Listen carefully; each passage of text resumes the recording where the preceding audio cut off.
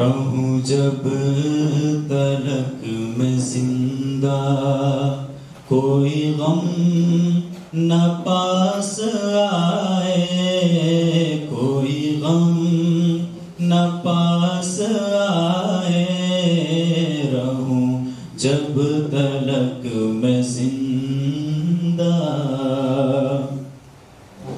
رہوں جب تلک میں زندہ، کوئی غم نہ پاس آئے، جو مروں تو ہو لحد پر تیری رحمتوں کے سائے، تیری رحمتوں کے سائے، جو مروں تو ہو لحد پر، میری زندگی کا مقصد ہو کاش عشق احمد، میری زندگی کا مقصد ہو کاش عشق احمد، ہو کاش عشق احمد، مجھے موت بھی جو آئے اسی جستجو میں آئے، اسی جستجو میں آئے، مجھے موت بھی جو آئے، جسے مارا ہو غموں نے، جسے گھیرا ہو دکھوں نے، جسے مارا ہو غموں نے، جسے گھیرا ہو دکھوں نے، جسے گھیرا ہو دکھوں نے، میرا مشورہ ہے اس کو، میرا مشورہ ہے اس کو، وہ مدینہ ہو کے آئے، وہ مدینہ ہو کے آئے، رہوں جب تلک میں زندہ،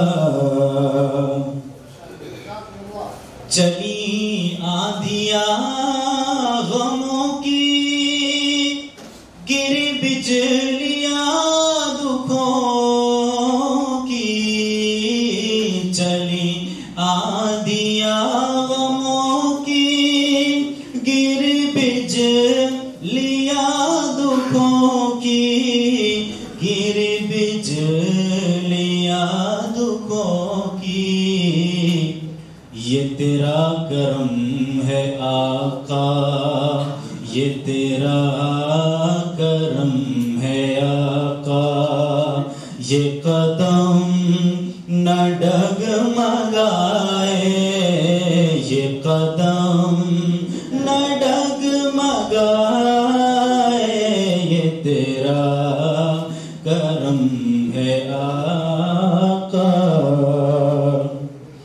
در یار پر پڑا ہوں، اس اصول پر گرا ہوں، در یار پر پڑا ہوں، اس اصول پر گرا ہوں، اس اصول پر گرا ہوں، جو گرا ہوا ہو خود ہی اسے کون اب گرائے، جو گرا ہوا ہو خود ہی اسے کون اب گرائے، رہوں جب تلک میں زندہ، کوئی غم نہ پاس آئے،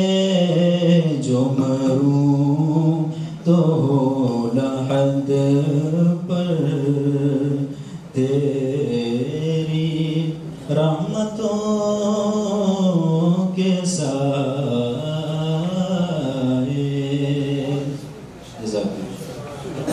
آپ نے یہاں پر موجود تمام حاضرین کے دل میں عشق رسول کے جذبات کو تازہ کر دیا. اللہ تبارک و تعالی ہم تمام کو رسول اللہ صلی اللہ علیہ وسلم کی محبت کی وہ کیفیت اور وہ جذبات نصیب فرمائے جو حقیقت میں ایک امتی ہونے کی حیثیت سے ہمارے اندر ہونے چاہیے. جزاکم اللہ قاری صاحب. محبت رسول اللہ صلی اللہ علیہ وسلم سے کیوں نہ ہو؟ دنیا کی کون سی صفت ہے اور کون سی خوبی ہے جو رسول اللہ صلی اللہ علیہ وسلم کے اندر نہیں تھی؟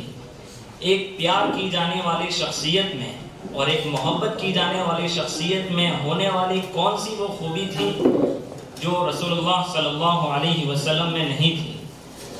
بلا شبہ رسول اللہ صلی اللہ علیہ وسلم ان تمام خوبیوں کے حامل تھے جو ایک محبت کی جانے والی شخصیت میں ہونی چاہیے اور ہو سکتی ہے. رسول اللہ صلی اللہ علیہ وسلم خوبی یہ بھی ہے کہ رسول اللہ صلی اللہ علیہ وسلم جہاں صحابہ کرام اور پوری انسانی برادری کے لیے تمام انسانیت کے لیے ایک استاد اور ٹیچر تھے، وہیں رسول اللہ صلی اللہ مسجد نبوی کے امام اور واعظ بھی تھے. رسول اللہ صلی اللہ علیہ وسلم نے عرب قوموں کے ساتھ الگ الگ طرح کے معاہدات اور ایگریمنٹس کیے تو رسول اللہ صلی اللہ علیہ وسلم نے میثاق مدینہ کے نام کا ایک دستور اور ایک کانسٹیٹیوشن بنایا، ایک سنویدھان بنایا. تو رسول اللہ صلی اللہ علیہ وسلم کانسٹیٹیوشن میکر بھی تھے. رسول اللہ صلی اللہ علیہ وسلم حجاز کے حکمران بھی تھے، گورنر بھی تھے. رسول اللہ صلی اللہ علیہ وسلم جاہلیت اور عورتوں کی مظلومیت، ان تمام ایشوز پر عورتوں کے حقوق کے لیے لڑنے والے، عورتوں کو حقوق دلانے والے اور علم کا بول بالا کرنے والے ایک سوشل ریفارمر بھی تھے، جنہوں نے کاسٹ سسٹم جیسی برائیوں کو، جاہلیت جیسی برائیوں کو سماج سے ختم کیا. تو رسول اللہ صلی اللہ علیہ وسلم ایک سوشل ریفارمر بھی تھے. رسول اللہ صلی اللہ علیہ وسلم نے بازار مدینہ، ایک آئیڈیل بازار مدینہ منورہ میں بنایا، اس کی بنیاد رکھی. تو رسول اللہ صلی اللہ علیہ وسلم فائنانس کی دنیا میں ایک آئیڈیل فائنانشیل ریولیوشن بھی لائے. تو اس حساب سے بھی رسول اللہ صلی اللہ علیہ وسلم ریولیوشنری لیڈر تھے. غرض کہ جو بھی خوبی ہو سکتی ہے ایک پیار کی جانے والی شخصیت میں، ایک فالو کیے جانے والے لیڈر میں، وہ تمام تر خصوصیات پورے کمال کے ساتھ رسول اللہ صلی اللہ علیہ وسلم میں موجود تھیں. اللہ تبارک و تعالی ہمیں ان خصوصیات کی قدردانی کی توفیق عطا فرمائے. رسول اللہ صلی اللہ علیہ وسلم سے صلوات کے بعد اور اس نغمے کے بعد جو آپ کی خدمت میں پیش کیا گیا، میں پروگرام کی شروعات میں کچھ تمہیدی باتیں آپ کے سامنے واضح کرنا چاہتا ہوں. سب سے پہلے تو میں یہاں پر موجود مختلف شہروں سے آنے والے انتہائی قابل احترام علماء کرام اور نوجوان جو ہمارے ملک کا اور ہماری قوم کا فیوچر ہیں، اور نوجوانوں میں خدمت کرنے والے ذمہ دار حضرات جن کو بھی خصوصی طور پر اس پروگرام میں مدعو کیا گیا ہے، ان تمام کا میں تہہ دل سے شکریہ ادا کرتا ہوں اور اس پروگرام میں استقبال کرتا ہوں. خصوصاً ہمارے مہمان خصوصی حضرت مفتی عمر عابدین صاحب قاسمی مدنی دامت برکاتہم العالیہ، جنہوں نے ہماری چھوٹی سی دعوت پر لبیک کہا، ہماری دعوت قبول کی اور یہاں پر تشریف لائے اور اس اہم عنوان پر اپنے محاضرات سے وہ ہمیں مستفید کریں گے. مفتی عمر عابدین قاسمی دامت برکاتہم العالیہ، ان کی شخصیت پر میں کچھ کہوں اس سے پہلے یہ جو پروگرام کا عنوان ہے understanding Islam in logical way, اسلام کو معقول انداز میں، عقلی انداز میں سمجھنا. وقت کی جو بڑی ضرورتیں ہیں ان میں سے ایک اہم ترین ضرورت اسلام کو عقلی اعتبار سے سمجھنا ہے. میں اس پر زیادہ نہیں بولوں گا کیونکہ میں یہ بات کہہ رہا ہوں ان نوجوانوں کے سامنے جن نوجوانوں کو اپنے کالجز میں، اپنی یونیورسٹیز میں नॉन मुस्लिम भाइयों से और बिरादरान वतन से मिलना जुलना होता है, और सोशल मीडिया के ज़रिए से और मीडिया के ज़रिए से फैलाए जाने वाले फितनों का जवाब उन्हें देना होता है कि भाई इस्लाम में ये चीज़ लॉजिकल नहीं है, ये तर्क पर बैठती नहीं है। तो इस तरह के सवालात का सामना हमारे नौजवानों को ख़ास तौर पर होता है, और कभी कभी दिल में ये चीज़ें आती भी हैं। तो इन नौजवानों के सामने इस्लाम को लॉजिकली समझना और अक़ली एतबार से समझना, इसकी अहमियत बयान करने की ज़रूरत नहीं है। तो हमारे प्रोग्राम का मरकज़ी उन्वान और अहम टॉपिक यही है, अंडरस्टैंडिंग इस्लाम इन लॉजिकल वे। अब मैं बहुत ज़्यादा देर तमहीदी बात न करते हुए हमारे मेहमान खुसूसी हज़रत मुफ्ती उमर आबिदीन क़ासमी मदनी रहमत बरकातुहुल आलिया का तारुफ पेश करता हूँ कि जिनसे हमें इस्तिफ़ादा करना है। हज़रत मुफ्ती उमर आबिदीन क़ासमी मदनी रहमत बरकातुहुल आलिया दारुल उलूम देवबंद से फाजिल हैं। वहाँ से फरागत के बाद उन्होंने मदीना यूनिवर्सिटी में तालीम हासिल की। मुफ्ती उमर आबिदीन क़ासमी मदनी रहमत बरकातुहुल आलिया अल-इत्तिहादुल आलमी अल-इस्लामी लिउलमाए मुस्लिमीन क़तर, ये मुसलमान उलमाओं की एक इंटरनेशनल बॉडी है जिसमें भारत के मुसलमानों की तरफ से हज़रत मुफ्ती साहब हमारी नुमाइंदगी करते हैं। अल-इत्तिहादुल आलमी अल-इस्लामी लिउलमाए मुस्लिमीन क़तर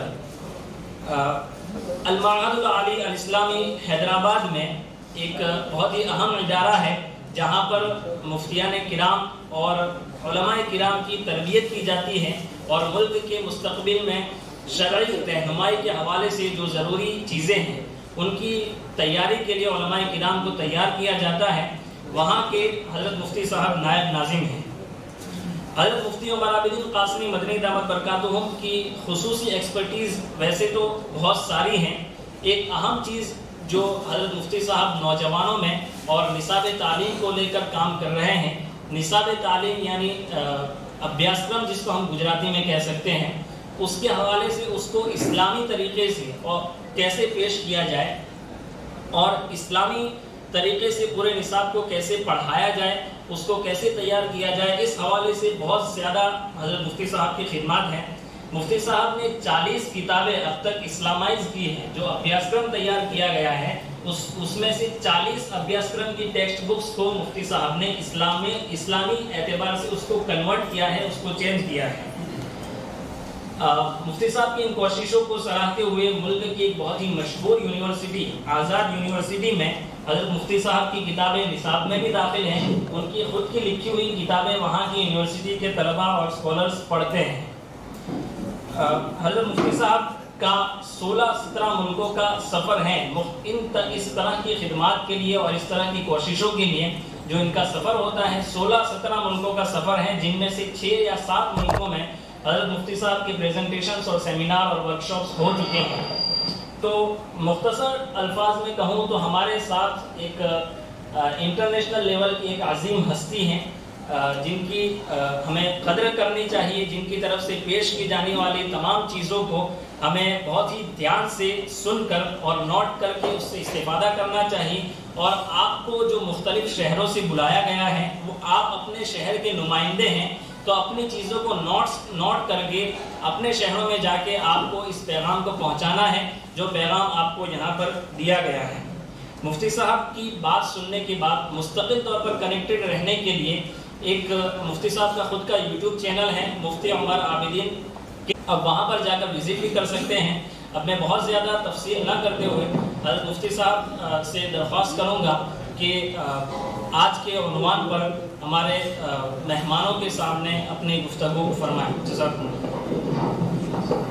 रहमानिर्रहीम, अल्हम्दुलिल्लाहि वस्सलातु वस्सलामु अला रसूलिल्लाह सल्लल्लाहु अलैहि वसल्लम, अम्मा बाद। माजी के झरोके से अगर देखा जाए और अपने पास्ट और हिस्ट्री को अगर पढ़ा जाए तो गुजरात वो रियासत है जिसने अहले इस्लाम के काफिले का सबसे पहले उनकी कदमबोज़ी की थी।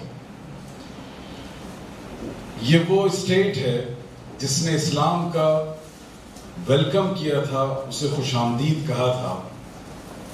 बाज़ मुअर्रिखीन के मुताबिक आज भी यहाँ भावनगर और उसके गिरदोपेश साहिली इलाकों में صحابہ کی قبریں موجود ہیں. یہی وہ اسٹیٹ اور ریاست ہے جہاں سے حدیث کی خدمت کا بہت بڑا کارنامہ انجام پایا، اور خاص طور پر علامہ ابراہیم پٹنی کی کنز العمال، جو حدیث کا سب سے بڑا انسائکلوپیڈیا سمجھا جاتا ہے، وہ اسی ریاست کی عطا کرتا ہے.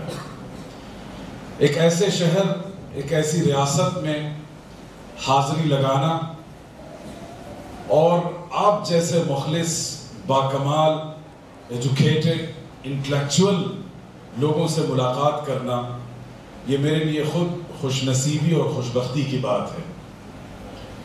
اور ایسے بھی یہ دیار جس کا نام ہمت نگر ہے، جو لوگوں کے اندر ہمت و حوصلہ پیدا کرتا ہے، اور ماضی میں جس کے ہمت و حوصلہ کی تاریخ نے اس خطے کو زندہ و تابندہ کیا تھا، وہ سب کا سب ہماری نگاہوں کے سامنے ہیں.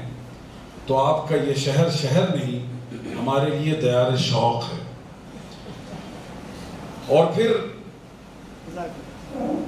آپ کے اس شہر میں نوجوان اور یوتھ کا قائم کردہ ایک بہت ہی معتبر اور باوقار ادارہ دارالفتہ والارشاد، جس کی ایکٹیویٹیز اور کارکردگی سے پورے ہندوستان کے علماء خوشی محسوس کرتے ہیں، اور آپ کی اس ریاست، آپ کے اس علاقے سے ایک روشن مستقبل کی امید لگائے بیٹھے ہیں.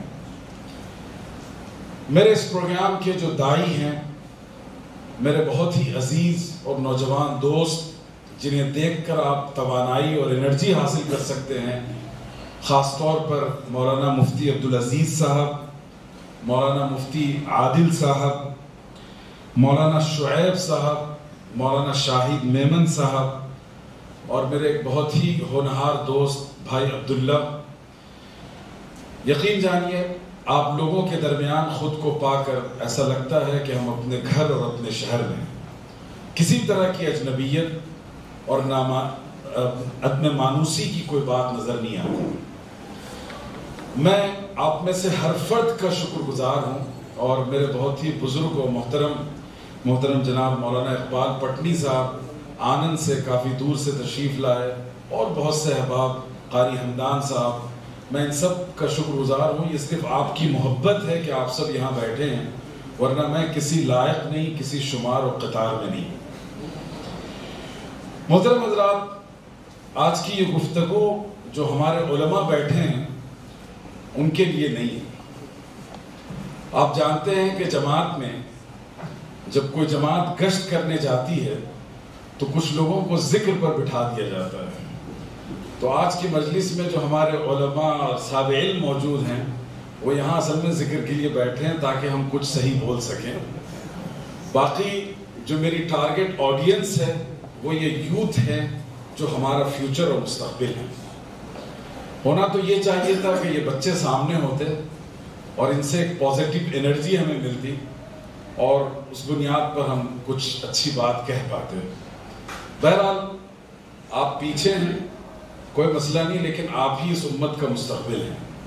You are the future of this امہ. تو اس لیے اپنے آپ کو پیچھے مت محسوس کیجیے، ٹھیک ہے.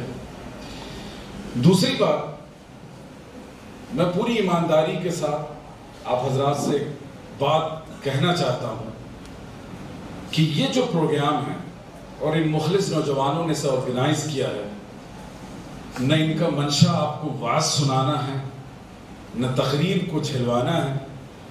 ان کا منشا یہ ہے کہ ایک ٹریننگ پروگرام اور ورکشاپ کے ذریعے سے ہم برین اسٹارمنگ کا کام کریں، تفعیل العقل کا کام کریں، توظیف العقل کا کام کریں، کہ ہم اور آپ مل کر آج کے حالات، چیلنجز کو سمجھیں اور انہیں کیسے کاؤنٹر کیا جائے گا اس تک پہنچنے کی کوشش کریں. تو اس لیے آج کا یہ پروگرام، بچوں میری طرف دیکھو، آپ کو کسی کی تلاش ہے؟ میں اتنا اچھا انسان ہوں، مجھے دیکھیں جی. سوری میں اچھا نہیں ہوں بس ان کی. تو میں یہ عرض کر رہا تھا کہ اس طرح کے جو ورکشاپس اور پروگرامس ہوتے ہیں اس میں اصل میں 2 وے کمیونیکیشن ہونا چاہیے, 2 طرفہ ترسیل ہونی چاہیے. اگر آپ کے موبائل کا نیٹ ورک نہ لگے, بیل بجے اور آپ اٹھا لیں تو ون سائڈ صرف ہیلو ہیلو کہا جا سکتا ہے, وہ میسج دوسری طرف نہیں پہنچے گا, وہ کنورسیشن کمپلیٹ نہیں ہوگا. Am I right? جی. تو میں یہ بہت ہی کوئک رسپونڈ چاہتا ہوں آپ سب کی طرف سے, تاکہ ہم لوگ بہت ہی ہیلدی انوائرمنٹ میں ایک جو چھوٹی سی جرنی ہے اسے کمپلیٹ کر سکیں. تو کیا میں ایکسپیکٹیشن رکھوں کہ آپ سب کا مجھے سپورٹ ملے گا؟ تو کچھ لوگ خاموش ہے ابھی بھی. آپ لوگ بتائیے, you people are target. ٹھیک ہے. اور یہاں چاکلیٹس کا ہے, ٹافی بھی رکھی, اوپر رکھی, سب کو نظر آنا چاہیے. دیکھیے you have sweets, biscuit and everything for entertainment. ٹھیک ہے. تو آپ سب انجوائے کیجئے, اسٹریس مت لیجئے, ریلیکس فیل کیجئے. ایسا نہ ہو کہ ایک دم ٹینس ہو کر آپ مجھے دیکھیں اور میں آپ کو غصہ دلاتا رہوں. بالکل چل رہیے, اطمینان سے, کول رہ کر ہم لوگ بات کریں گے. ابھی جو سچویشن ہے اس ملک میں, آپ میں سے جتنے پڑھے لکھے ایجوکیٹڈ لوگ ہیں, سنسیئر لوگ ہیں, وہ سب محسوس کر رہے ہیں کہ سم تھنگ از رانگ, کچھ غلط چل رہا ہے اور اچھا نہیں ہو رہا. اسی کو ہم ڈسکس کریں گے ابھی. دیکھیے ہم سب مسلمان ہیں, اللہ پر یقین رکھتے ہیں الحمدللہ, لیکن انوائرمنٹ کا انسان پر بہت اثر ہوتا ہے. مجھے بتایا گیا کہ سارے اے سی آن تھے تو آپ لوگوں کو سردی ہونے لگی, کہا گیا بند کریے, ہے نہیں؟ تو یہ انوائرمنٹ کا امپیکٹ تھا آپ کے اوپر. تو انسان جس ماحول میں, جس سوسائٹی میں رہتا ہے, اس کا ڈائریکٹ یا انڈائریکٹ امپیکٹ اس کے بیہیویئر, اس کے بلیف سسٹم, اس کے کیریکٹر پر پڑتا ہے. ایک بہت ہی فیکٹ ہے. آپ کو حضرت یوسف علیہ السلام کی سٹوری معلوم ہوگی, کچھ نہ کچھ سنا ہوگا کہ قرآن میں ایک چیپٹر ہے, ایک سورہ ہے یوسف کے نام سے. قرآن مجید میں حضرت یوسف کے فادر جو حضرت یعقوب علیہ السلام تھے, ان کی بھی ایک سٹوری نریٹ کی گئی ہے. اور وہ یہ ہے کہ حضرت یعقوب کا جب انتقال کا وقت آیا تو اس وقت ان کے تمام بچے ان کے پاس تھے, فیملی ممبرز, ان کے بال بچے. تو حضرت یعقوب کون ہے ان کو پہلے سمجھیے. حضرت یعقوب کون تھے؟ پروفٹ تھے. اچھا, حضرت یوسف پروفٹ, حضرت یعقوب کے والد پروفٹ, ان کے والد. ایک ایسی فیملی جس میں اوپر سے نیچے تک کئی جنریشنز میں پیغمبر گزرے, اولاد میں بھی. بلکہ بعض مفسرین نے یہ کہا ہے کہ حضرت یوسف کے جو بھائی جن کو گما دیا گیا تھا وہ بھی پیغمبر تھے. بعض مفسرین نے لکھا لیکن اس کا کوئی ثبوت ایسا نہیں ہے. تو ایک ایسی فیملی, ایک ایسا خاندان جو پیغمبروں کا خاندان ہو, اور ایک نسل نہیں کئی جنریشن اور نسل میں پیغمبر ہو. تو پیغمبر کا خاندان کون سا ہوتا ہے؟ پریکٹسنگ مسلم, بعمل مسلمان, دین کے دائی, محافظ, یہ وہ لوگ تھے. لیکن حضرت یعقوب کے جب انتقال کا وقت آیا تو انہوں نے اپنے بال بچوں سے یہ نہیں پوچھا کہ تم کیسے کماؤ گے, میرے بعد وراثت کیسے تقسیم ہوگی, اور تم لوگ کیسے جیو گے. انہوں نے ایک بیسک اور فنڈامنٹل کوشچن کیا. کیا سوال تھا بتائیے؟ ما تعبدون من بعدی, اے میرے بچوں میرے بعد تم کس چیز کی پوجا و پرستش کرو گے, کس کی ورشپ کرو گے. تو بظاہر ایسا لگتا ہے کہ اتنی پروفیٹک فیملی, پیغمبرانہ خاندان, اور نسل در نسل پیغمبر ہیں, کیا ایسے خاندان کے بارے میں پوچھا جائے گا کہ تم ایمان پہ باقی رہو گے یا کوئی اور راستہ اختیار کرو گے؟ تھوڑا سا ان لاجیکل لگتا ہے یا نہیں ہے؟ لیکن یہ بہت ہی لاجیکل کوشچن تھا. اس کی وجہ کیا تھی؟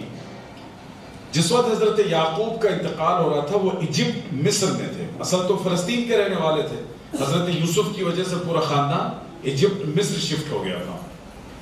مصر میں جو میجورٹی تھی جو اکثریت تھی وہ مشرکین اور بت پرستوں کی تھی، اور اہل ایمان بالکل مینورٹی میں تھے، اقلیت میں تھے. اور اصول یہ ہے کہ آپ جس میجورٹیرین سوسائٹی میں رہتے ہیں اس کا بلیف، بیہیویئر، کیریکٹر کہیں نہ کہیں آپ پر امپوز کیا جاتا ہے یا آپ اس سے انفلوئنس ہو جاتے ہیں. یہ ایک بہت ہی نیچرل ہے. دیکھیے مسلمان جب یہاں حکومت میں تھے تو ان کے پاس اقتدار تھا، تو مسلم تہذیب اور کلچر کا انڈین کلچر پر بہت گہرا اثر پڑا. آج جیسے ہوٹلوں میں ہمارے ہندو بھائی کھاتے ہیں، انہی پلیٹوں میں جو دوسرے لوگ استعمال کرتے ہیں، یہ ہندو کلچر میں کبھی تھا ہی نہیں. وہ انسانوں کو انسان نہیں سمجھتے تھے، تو بھید بھاؤ، ڈسکریمنیشن، کاسٹزم اتنا تھا کہ وہ دلتوں کے ساتھ بیٹھنا اٹھنا ان کو سامنے سے گزارنا پسند نہیں کرتے تھے. یہ مسلم کلچر کی دین ہے کہ یہاں ایکویلٹی عام ہوئی. یہ مسلم کلچر کا دین ہے کہ یہاں جو دلت لیڈیز ہیں، یہ شیڈول کاسٹ کی لیڈیز ہیں، ان کو باٹم کے ساتھ ساتھ ٹاپ پہننے کی اجازت دی گئی. آپ کو حیرت ہوگی 19ویں صدی میں یہاں کے دلتوں نے انگریزوں کے دور میں کیس لڑا ہے، اور وہ یہ ہے کہ ہم اپنا چیسٹ اور بریسٹ چھپانا چاہتے ہیں، اس کی ہمیں قانونی اجازت دی جائے. اور انہوں نے اجازت دی، پھر واپس لے لی گئی. برہمنوں نے اس کو قائم نہیں رہنے دیا. پھر اس کے بعد انہوں نے ایک طریقہ شروع کیا بریسٹ ٹیکس کے نام سے، کہ سینہ اگر چھپانا چاہتی ہو تو ٹیکس ادا کرنا پڑے گا. اور ایک عورت ساؤتھ انڈیا کی تھی، اس کے اوپر بی بی سی نے ایک ڈاکومنٹری بنائی ہے. وہ غریب عورت تھی، ٹیکس ادا نہیں کر سکتی تھی، اور وہ لوگ بار بار ٹیکس کا مطالبہ کر رہے تھے، اور اس کو شرم حیا تھی، وہ اپنے آپ کو کور کرنا چاہتی تھی. تو اس عورت نے اپنا بریسٹ کاٹ کے ان کو موز کے پتے میں دے دیا کہ جاؤ لے جاؤ، یہ ٹیکس تمہارا ہے. اور اس کا خون بہتا رہا اور وہ عورت مر گئی. تو آج جو یہاں کی دلت خواتین، یہ شیڈول کاسٹ کے لوگ ٹاپ اور باٹم پہن رہے ہیں، یہ مسلمانوں کا احسان ہے. تو جہاں آپ اقتدار میں ہوتے ہیں یا کوئی میجورٹی میں ہوتا ہے، اس کا امپیکٹ ضرور پڑتا ہے. تو ہم اور آپ جس سوسائٹی میں ہیں، یہاں بت پرستی، شرک، کفر، اس کو غلبہ حاصل ہے. اور صرف غلبہ نہیں ہے، یہ آپ کو کھلے زبان کہتے ہیں کہ فلاں جگہ چلے جاؤ، جو ان کا اصل میں خاندان وہاں سے آیا ہے. سمجھ رہے ہیں؟ برہمن پورے آرین ادھری سے ہو کر آئے نا بھائی، ایران ہو کر. وہ اصل کہاں سے؟ مول نواسی تو ہم لوگ ہیں. برہمن اصل میں آرین سے جو ایران سے ہو کر آئے. تو ان کا جی چاہتا ہے کہ جو یہاں کے مول نواسی ان کو ہٹاؤ اور ہم یہاں قبضہ کریں. تو یہ جو ملک کے حالات ہیں، اس میں ہمیں 3 بڑے چیلنجز ہیں، 3 بڑے ہمارے سامنے چیلنجز ہیں، اور ہم مدرسے کی چہار دیواری میں رہ کر اس کو ریئلائز نہیں کر پا رہے ہیں. لیکن جب آپ اسکول کالج کی باؤنڈریز میں جائیں گے، اس کے کیمپس میں جائیں گے اور ان بچوں کے ساتھ انٹریکشن کریں گے، تب ہمیں پتہ چلے گا کہ حقیقی صورتحال کیا ہے، ریئل گراؤنڈ ریالٹی کیا ہے. 3 میں سے ایک ہے مادیت پرستی، مٹیریلزم، یعنی انسانی قدروں، مذہبی قدروں، ویلیوز، کسٹمز، بلیفز، ان سب کو پرے رکھ دیا جائے. صرف ہمارا مقصد ہے ارننگ اینڈ ارننگ. ہم نے پیسے کمانے ہیں، ہم نے ڈالر بنانے ہیں، جائیداد بنانی ہے. اس کے لیے جو کارپوریٹ ورلڈ ہے، اس نے تمام تر اخلاقی قدروں سے لوگوں کو عاری بنا دیا. مجھے اگر وہاں تک پہنچنا ہے، راستے میں 10 لوگوں کے سر آئیں اور 10 کی چھاتیاں آئیں، ان سب کو میں پھلان کر جاؤں گا، چاہے کسی کا منہ ٹوٹے کہ کسی کی آنکھ پھوٹے. تو یہ جو مادیت پرستی ہے، اس نے روحانیت، اسپریچولیٹی، مذہب، بلیونگ ان ریلیجن، ان تمام چیزوں کی بنیادوں کو بالکل ہرا کر رکھ دیا ہے. اور لوگ تمام چیزوں سے کٹ کر صرف پیسہ کمانے والی ایک جنریشن یا ایک مشنری بنا دیے لوگ. یہ بہت بڑا چیلنج ہے. اس میں مسلمان غیر مسلم کا فرق نہیں، سب اس کے شکار. دوسرا بڑا چیلنج جو ہمیں اور آپ کو ہے، وہ ہے دین بیزاری. یعنی دین سے لوگوں کو اتنا برگشتہ کر دیا جائے، اتنا برگشتہ اور بیزار کر دیا جائے لوگ کہیں کہ بھائی یہ اپنا دین اپنے پاس رکھو، ہمیں اس کی ضرورت نہیں ہے. ایسا ہوتا ہے کہ نہیں ہوتا؟ دین بیزاری کی ایگزامپلس، لائیو ایگزامپلس میں آپ کو دوں. اگر کسی بزنس مین کے ساتھ آپ بات کر رہے ہیں، میری طرف متوجہ رہیں، بزنس مین کر رہے ہیں اور کہا کہ بھائی یہ ڈیل حرام ہے، تو اکثر لوگ یہ جملہ کہہ دیتے ہیں کہ بھائی یہ دین کو نا مسجد تک رکھو، ادھر مت لاؤ، بازار میں مت لے کر آؤ. ہوتا ہے کہ نہیں ہوتا؟ آپ پالیٹکس پہ بات کرتے ہیں تو آپ کو سیدھے یہ پیغام دیا جاتا ہے کہ بھائی یہ سیاست ہے، اس میں دین کو مت لے کر آؤ. یہ اصل میں دین بیزاری کے الگ الگ ایسپیکٹس ہیں، مظاہر ہیں، جس سے پتہ چلتا ہے کہ لوگ دین کو محدود کرنا چاہتے ہیں مسجد کی چہار دیواری میں. کہتے ہیں بس جاؤ نماز پڑھ لو، روزہ رکھ لو، ختم. یہاں بزنس ہے، یہاں سوشل ایکٹیویٹیز ہے، یہ شادی بیاہ ہے، یہ فنا ہے، ان سب چیزوں میں دین کو کھینچ کے مت لاؤ. یہ اصل میں ارتداد ہے. دین بیزاری تو آسان سا لفظ تھا، لیکن میں کہتا ہوں یہ ارتداد ہے. آپ سب اس میں جو علماء ہیں وہ واقف ہیں کہ حضرت ابو بکر رضی اللہ تعالی عنہ کے دور میں کچھ لوگوں نے زکوٰۃ دینے سے منع نہیں کیا تھا، بیت المال میں جمع کرنے سے منع کیا تھا. یاد ہے؟ یہ نہیں کہا تھا کہ ہم زکوٰۃ نہیں دیں گے، ہم زکوٰۃ پہ یقین رکھتے ہیں، ہم دیں گے، ہم اپنی مرضی سے دیں گے.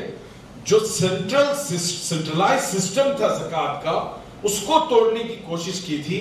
تو حضرت ابو بکر نے فرمایا تھا کہ یُنقص الدین وَأَنَا حَيٌّ، کہ دین میں کمی لائی جائے اور میں زندہ رہوں. اور حضرت ابو بکر جیسا سافٹ انسان ان لوگوں کے خلاف جہاد کا فیصلہ کیا رضی اللہ عنہ.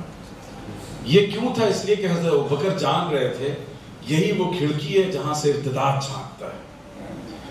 تو پورے مسلم معاشرے میں اور خاص طور پر جو ہمارے نوجوان بچے اور ماڈرن ایجوکیشن یا انسٹیٹیوشنز میں جو لوگ پڑھ رہے ہیں، ان کے اندر اسی طرح کی فکر کو انکلکیٹ کی جا رہی ہے، ان کو شامل کی جا رہی ہے کہ وہ دین کا دائرہ محدود کرے اور دنیا کو اور دین کو دو الگ الگ زاویے، دو الگ الگ نگاہ سے دیکھیں. تو دوسرا بڑا چیلنج ہمارے سامنے جو ہے، یا ان ہمارے معصوم ہونہار بچوں کے سامنے ہے، وہ ہے دین بیزاری. اور تیسرا جو محاذ ہے، جو معرکہ ہے، وہ اس سے بھی زیادہ خطرناک ہے. وہ یہ ہے کہ روزانہ Islamic beliefs, practices, Islamic customs, Islamic history, personalities, belief system, ان سب کو اتنا کاؤنٹر کیا جائے، ان پر اتنے سوالات کی بوچھار کر دی جائے کہ یہ جو نوجوان نسل ہے وہ کہے کہ یار معاملہ تھوڑا گڑبڑ ہے نہیں ہے.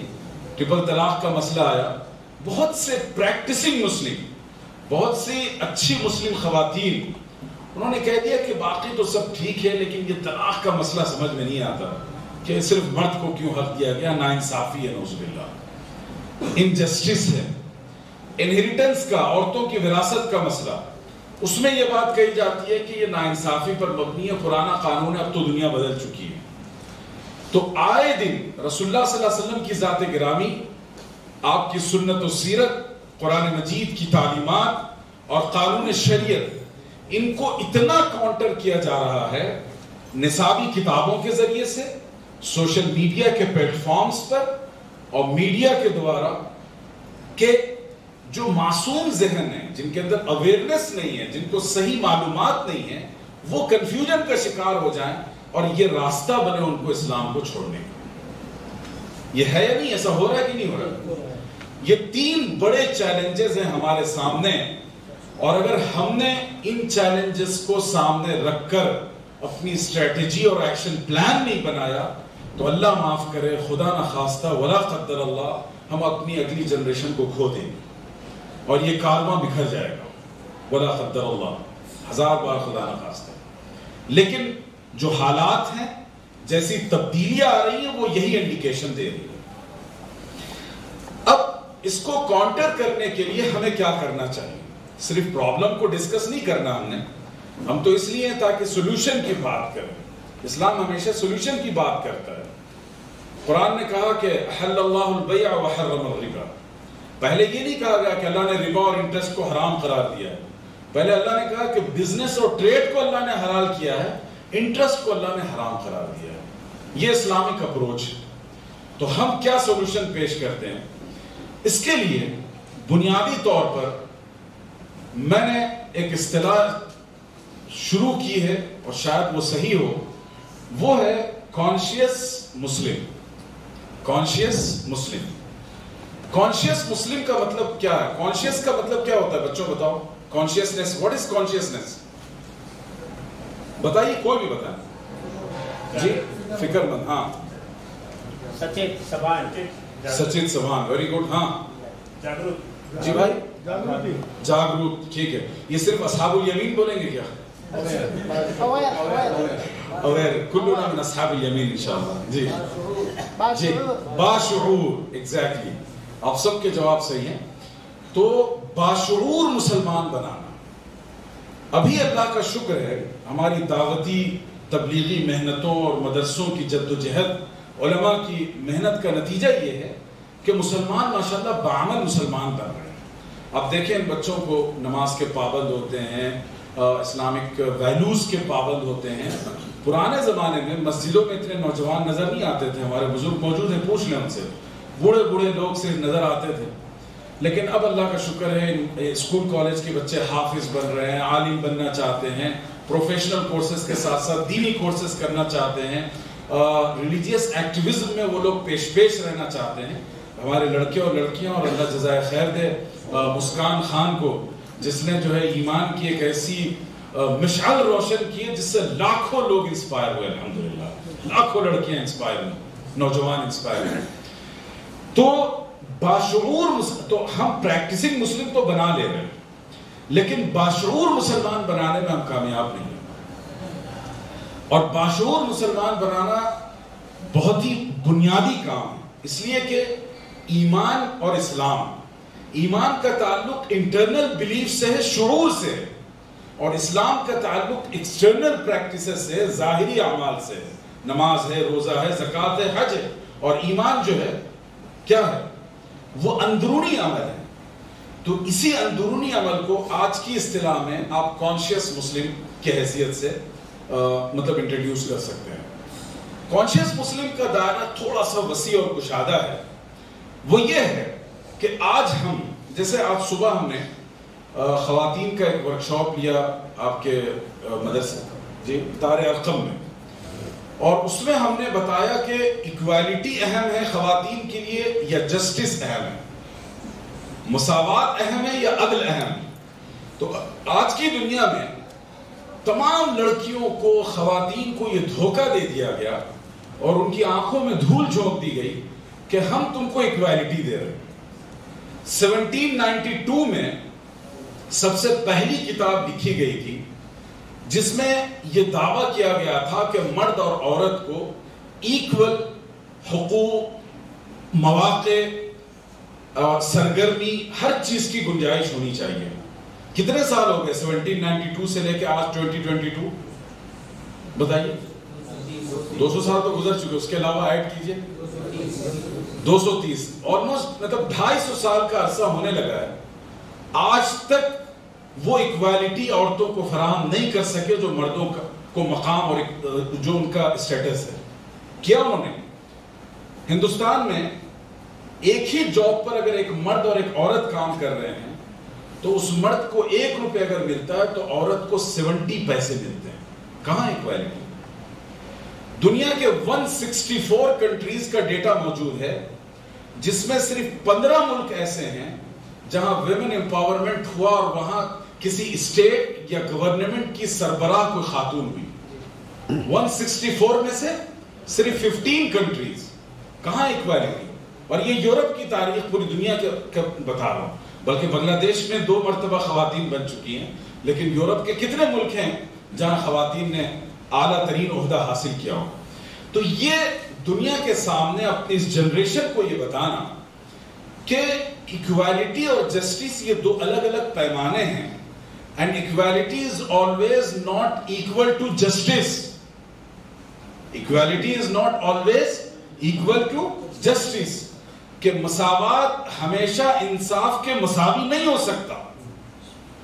میں اس کی ایک چھوٹی سی مثال دوں گا. بچوں آپ یاد رکھیے گا، آپ ماشاءاللہ آپ سب لڑکے ہیں، اور آپ کے گھر میں بہنیں ہوں گی، جو آپ کے پیرنٹس ہیں، شریعت نے لیگلی ان کو آپ کے مینٹیننس، آپ کی اپ برنگنگ، کھانے پینے پڑھائی کی ذمہ داری دی ہے کہ نہیں آپ کے پیرنٹس کو؟ لیکن آپ کو ایک مسئلہ بتا دوں تاکہ والدین کا احسان اور اس کا ریئلائزیشن آپ کو ہو. لڑکوں کے بارے میں فقہ نے لکھا ہے، ہمارے اسلامک جورسٹ نے، کہ لڑکے کی ذمہ داری، اس کا مینٹیننس وغیرہ، اس کی ذمہ داری اسی وقت تک ہے باپ پر جب تک کہ بچہ بالغ نہیں ہوتا. جس روز بچہ بالغ ہو گیا، ماں باپ کی قانونی اور لیگل رسپانسبلٹی نہیں ہے بچے کو پڑھانا اور اس پر خرچ کرنا، اس کی ضروریات کو پورا کرنا.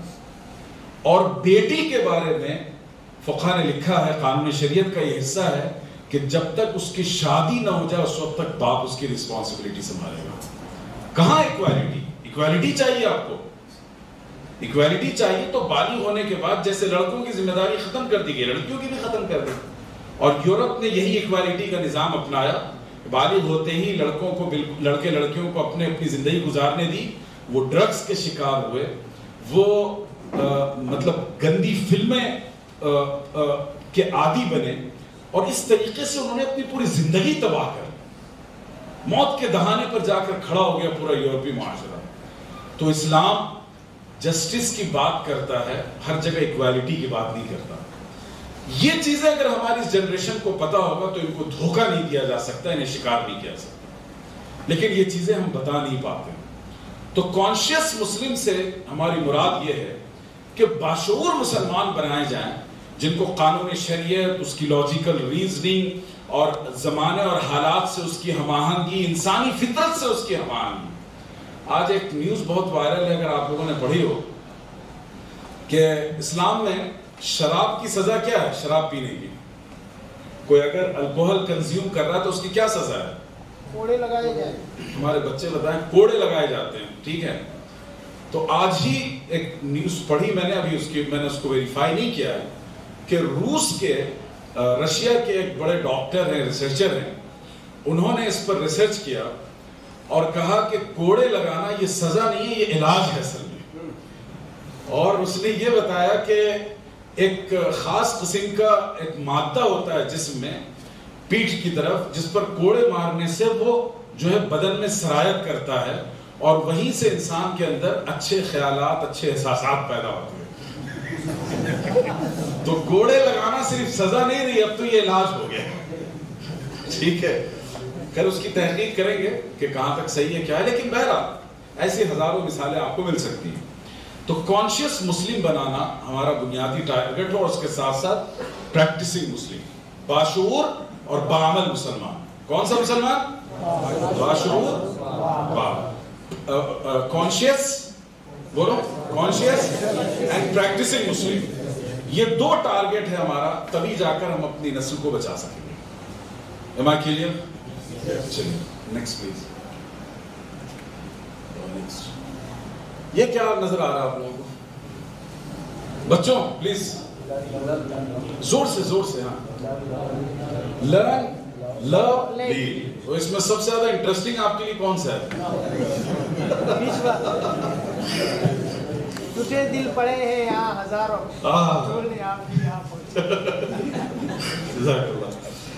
تو دیکھیے، ہم جب کسی ورکشاپ میں شامل ہوں، بچوں میں آپ سے ایک بات بتانا چاہتا ہوں. عظیم پریم جی کا نام جانتے ہیں آپ لوگ؟ What is achievement of Azeem Prem G? What is speciality of عظیم پریم جی؟ بتائیے آپ لوگ.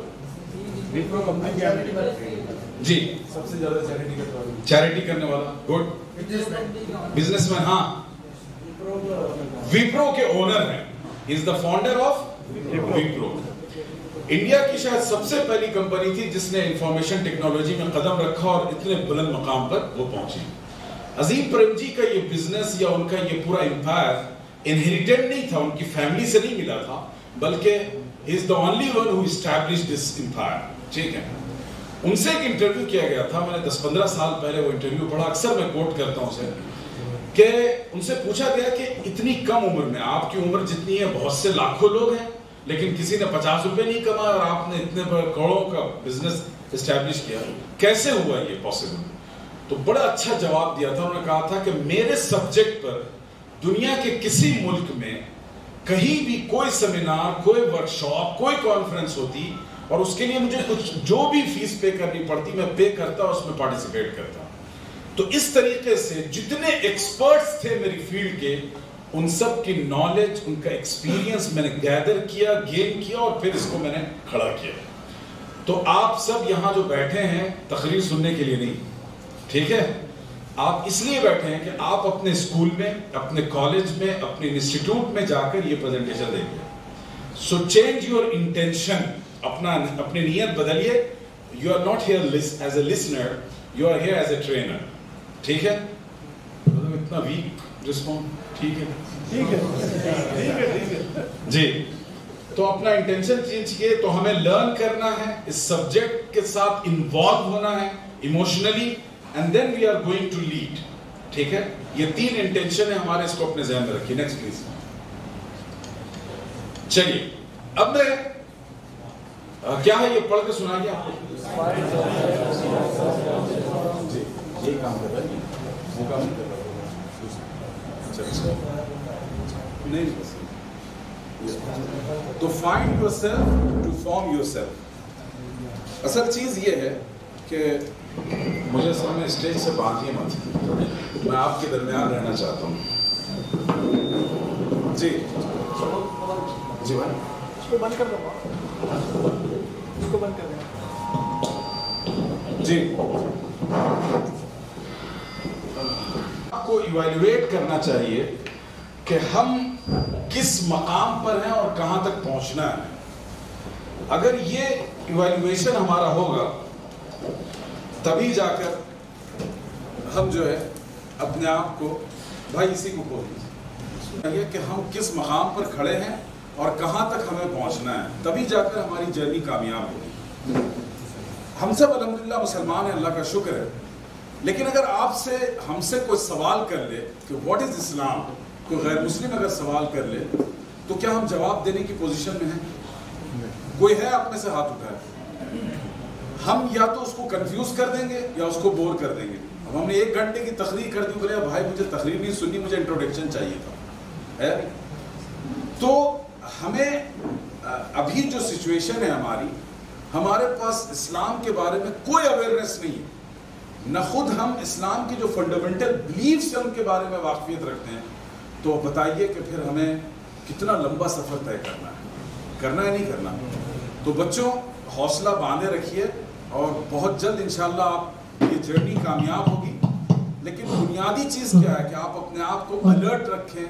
آپ کا اٹینشن ہونا چاہیے، آپ کا انٹینشن ہونا چاہیے کہ ہمیں یہ سیکھنا ہے اور یہ کرنا ہے. ٹھیک ہے؟ نیکسٹ. تو ہمارا جی what is Islam? Yes Islam is belief. Good, very good. ہاں بتائیں بچوں، آپ لوگ بتائیے. Submission, very good. اور کوئی بتائے؟ سائلنس، پریکٹس، بہت اچھے. دا وے آف لائف، زندگی گزارنے کا طریقہ، بہت اچھے. کمپلیٹ کوڈ آف لائف، زندگی کا ایک مکمل قانون. جی ہاں، اسپریچول بلیف، روحانی یقین و ایمان، بہت اچھا. آپ نے کیا کیا؟ Code of conducting. ٹھیک ہے. اور بتائیں کوئی؟ ہاں، واٹ از اسلام؟ جی اٹس ریلیجن. Very good. جی بیٹا سکسیس، کامیاب مذہب، بہت اچھے. جی peace of life, very good, بہت اچھے. اور کوئی بتائیں؟ یس پلیز. یو، آپ سے ہی پوچھ رہا ہوں، دا اسمارٹ بوائے. ہاں اسلام اسلام شو چھے بھائی.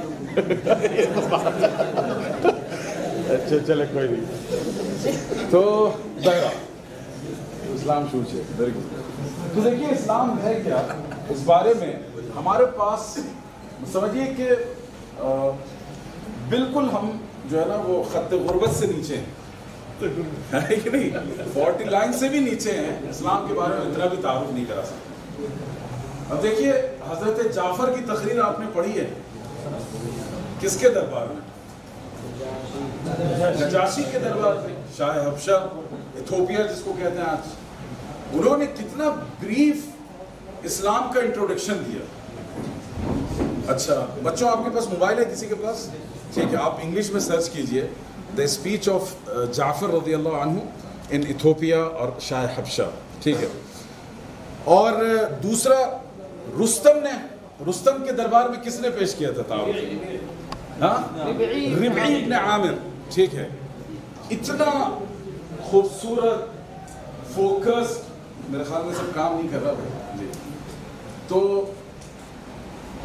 وہ اصل میں رسول اللہ صلی اللہ علیہ وسلم کی تربیت کا اثر تھا کہ انہوں نے کہا کہ اسلام اس لیے آیا ہے تاکہ تاریکی سے نکال کر روشنی کی طرف لے جائے. What a beautiful description ہے نہیں؟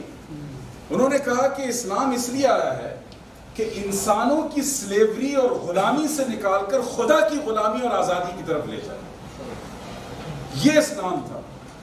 آج ہم میں سے کسی کے پاس یہ کریج ہے کہ ہم آج کی دنیا کو مخاطب کر کے کہیں کہ اسلام کس لیے آیا ہے اور تم کو کہاں سے نکال کر کہاں لے جانا چاہتا ہے نا سوال؟ تو دیکھیے یہ انڈرسٹینڈنگ اسلام کی اور پھر اسلام کو لے کر یہ کانفیڈنس، یہ اعتماد اگر ہمارے اندر نہیں ہے تو وہ اسلام نہیں ہے. اگر ہم کمپرمائز سوچیں کہ یہ بھی صحیح وہ بھی صحیح، آج کی جنریشن کو یہی سکھایا گیا ہے نصاب کے ذریعے، سلیبس کے ذریعے پڑھایا گیا ہے. جیسے سوشل میں سبق کا عنوان ہوتا ہے آر ریلیجنز، ہمارے ملک کے مذاہب، اور اس کے تعارف میں جو کرسچن پبلشر ہوگا وہ عیسائیت کی خوب تعریف کر کے لائے گا اور اسلام کا کوئی ایسی بات کہے گا جو انڈرسٹینڈنگ کے قابل نہ ہو. اور وہی حال ہمارے ہندو پبلشرز کا ہے. اور اب تو ان سب سے بات چلی گئی، حکومت خود ڈیزائن کر رہی ہے. اب وہ جو دلی میں سوچ رہے ہیں بیٹھ کے چائے بیچنے والے، وہ ہمیں اب دین سکھائیں گے، سوشل سائنس پڑھائیں گے، ہے نہیں ہے؟ تو یہ ہمیں اصل میں اپنی جنریشن کے اندر وہ کانفیڈنس اور اویئرنس پیدا کرنا اسلام کو لے کر جو رسول اللہ صلی اللہ علیہ وسلم کی صفہ یونیورسٹی میں کیا گیا تھا، اور وہاں کے گریجویٹس نے جو حوصلہ پایا اپنے اندر اور جس طریقے سے طاقت و قوت کے ساتھ وہ کھڑے ہوئے.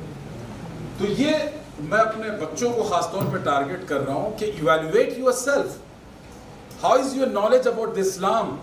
How much you are feeling confidence about the Islam? اور اگر اس میں کوئی کمی ہے تو اس کو کریکٹ کیجئے، اس کو فلفل کیجئے. ٹھیک ہے؟ چلیے نیکسٹ پلیز. تو آج کا جو انسان کے بایولوجیکل پارٹس ہیں اس کی بھی پوجا کرتے ہیں، ہے نہیں؟ تو یہ ایک ایسی کنٹری اور ایک ایسے ملک میں ہم جہاں رہتے ہیں جہاں 33 million 1 million is equal to 10 lakhs. تو ہاؤ مچ، یہ کتنا ہے 33 ملین کتنے جی؟ 3 کروڑ، مور دین 3 کروڑ. ہاں 33 کروڑ، 3 نہیں 33 کروڑ. 33 کروڑ خدا اس ملک میں پوجے جاتے ہیں. میں آپ سب سے سوال، اچھا اس کے نیچے دیکھیے جو لکھا ہے میں نے کہ اس ملک کی پاپولیشن جو ہے وہ 130 کروڑ ہے. اس میں سے صرف 25 کروڑ وہ ہیں جو یہاں بیٹھے ہیں، جو ایک رشتے میں بنتے ہیں، ہے یا نہیں ہے؟ کبھی ہم نے یہ سوال کیا اپنے آپ سے، اپنے ضمیر سے؟ کسی دن رات میں سوتے وقت ہم نے آنکھ بند کر کے پوچھا اپنے آپ سے کہ ان 130 کروڑ یعنی 110 کروڑ مان کے چلیے، یا 105 کروڑ جو دوسرے لوگ ہیں، کیا ہم بھی انہی میں سے نہیں ہو سکتے تھے؟ ہم بھی انہی میں سے ہو سکتے تھے نا؟ خدا نہ خواستہ، ہزار بار ہم بھی اسی طرح ہزاروں کروڑوں خداؤں کی پوجا پرستش کر سکتے تھے. پوری پاسبلٹی موجود تھی. لیکن یہ کیا بات ہوئی کہ اللہ نے اس 130 کروڑ آبادی کے ملک میں سے ایک مٹھی بھر لوگوں کو منتخب کیا اپنے دین کی امانت کے. اور خدا کی قسم کھا کے کہتا ہوں، اس میں نہ آپ کا کمال ہے نہ ہمارا کمال ہے، یہ آقا علیہ الصلوۃ والسلام کا صدقہ ہے، ان کی آنکھوں سے بہے ہوئے آنسوؤں کا صدقہ ہے کہ ایمان کی یہ میراث و تراث ہم تک اور آپ تک پہنچے. لیکن بات یہیں پر نہیں رکتی ہے. اگر ہم کو اور آپ کو یہ امانت دی گئی ہے تو ہماری رسپانسبلٹی کیا ہے؟ کیا ہم اس کا پروٹیکشن کر پا رہے ہیں, اس کی حفاظت کر پا رہے ہیں یا نہیں کر پا رہے ہیں؟ اور ایسا تو نہیں کہ خود ہمارے کارواں سے لوگ بچھڑ کر نکل رہے ہیں اور گمراہ ہو رہے ہیں, ارتداد کے شکار ہو رہے ہیں, الہاد کی طرف ان کے قدم بڑھ رہے ہیں. اور یہ میں کسی دوسرے گھر اور کسی دوسرے شہر کی بات نہیں کر رہا. آپ اگر اپنی سوسائٹی اور اپنے گھر کا جائزہ لیجئے گا, 1000 بار خدا نخواستہ ایسے افراد ملیں گے جو الہاد کی طرف بڑھ رہے ہیں. تو خوش فہمی سے باہر نکلیے اور اس ریالٹی کو ایکسپٹ کیجئے کہ ہم ایک بہت بڑے چیلنج کے شکار ہیں, اور جس کمفرٹ کے ساتھ ہم اور آپ جی رہے ہیں یہ ہمارا حق نہیں ہے. یہ ایمرجنسی کا ٹائم ہے, یہاں ایک سانس کی قیمت ہے, اور اس میں اگر ہم اہل توحید کے اس کارواں کی اور اس پورے کارواں کا ایک یونٹ اور ایک سیل جو آپ کا اپنا گھر اور فیملی ہے, اس کی آپ حفاظت نہیں کریں گے تو اللہ کے پاس جواب دیں. اور اس سے بڑھ کر کوئی نقصان نہیں. آپ ملینرز بن جائیں, لاکھوں کما لیں, کروڑپتی بن جائیں, لیکن خدا نہ خواستہ آپ کے گھر کا ایک فرد اگر اس کارواں سے بچڑ گیا تو آپ سے بڑا منحوس اور بدقسمت کوئی نہیں ہے. یہ ریئلائزیشن پیدا کیجیے, اور اس کے لیے پھر دوبارہ ہمیں وہیں جانا پڑے گا کہ آج کے دور کے نوجوان کو صرف آپ کہہ دیں کہ کہو اللہ ایک ہے کافی نہیں ہے. اس کو یہ بتانا کہ ہاں واقعی اللہ ایک ہے, اور قرآن اللہ کی کتاب ہے, رسول اللہ صلی اللہ علیہ وسلم اللہ کے پیغمبر ہیں, قانون شریعت ہمارا سب سے بہتر قانون ہے, یہ لاجیکل بنیادوں پر سمجھانا پڑے گا. ٹھیک ہے, نیکسٹ پلیز.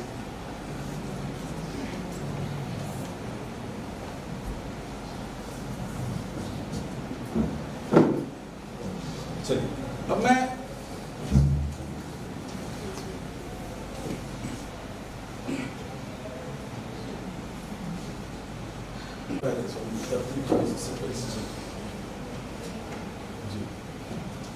دیکھیے دنیا میں پوری دنیا کی آبادی کو اگر آپ ڈیوائڈ کریں تو 2 حصوں میں آپ تقسیم کر سکتے ہیں.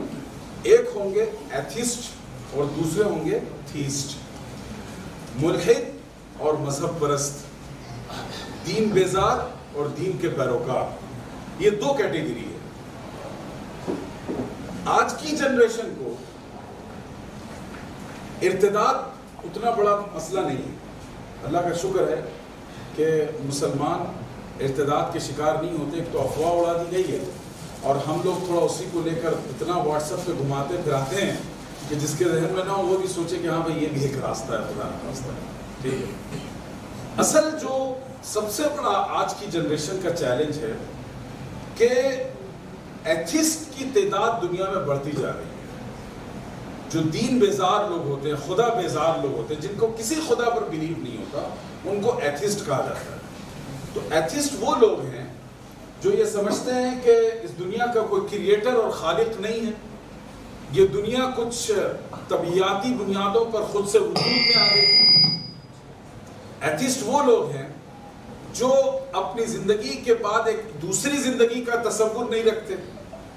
ایتھیسٹ وہ لوگ ہیں جن کے پاس کوئی قانون, کوئی نظام زندگی نہیں ہے. یہ اصل میں ایتھیسٹ کہلاتے ہیں یا ملحد کہلاتے ہیں.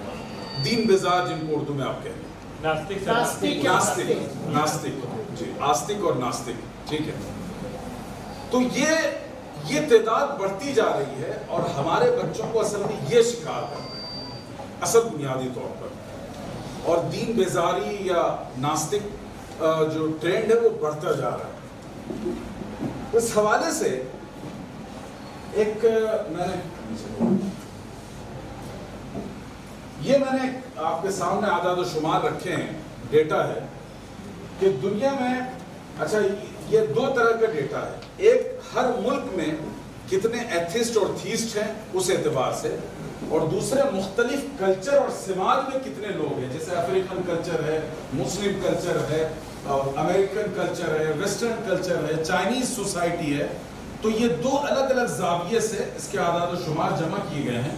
میرے پاس وہ بھی ڈیٹا موجود ہے جو کنٹریز کی بنیاد پر ہے, لیکن وہ اتنا بڑا تھا کہ وہ اسکرین پہ سما نہیں سکتا تھا اور اس میں حروف نہیں تھے، آپ کو لگتا کہ کوئی تعویذ ہے تو اسی لیے وہ ہم نے نہیں رکھا، ورنہ خواہ آپ کہتے ہیں کیا تعویذ بنا رہے ہیں۔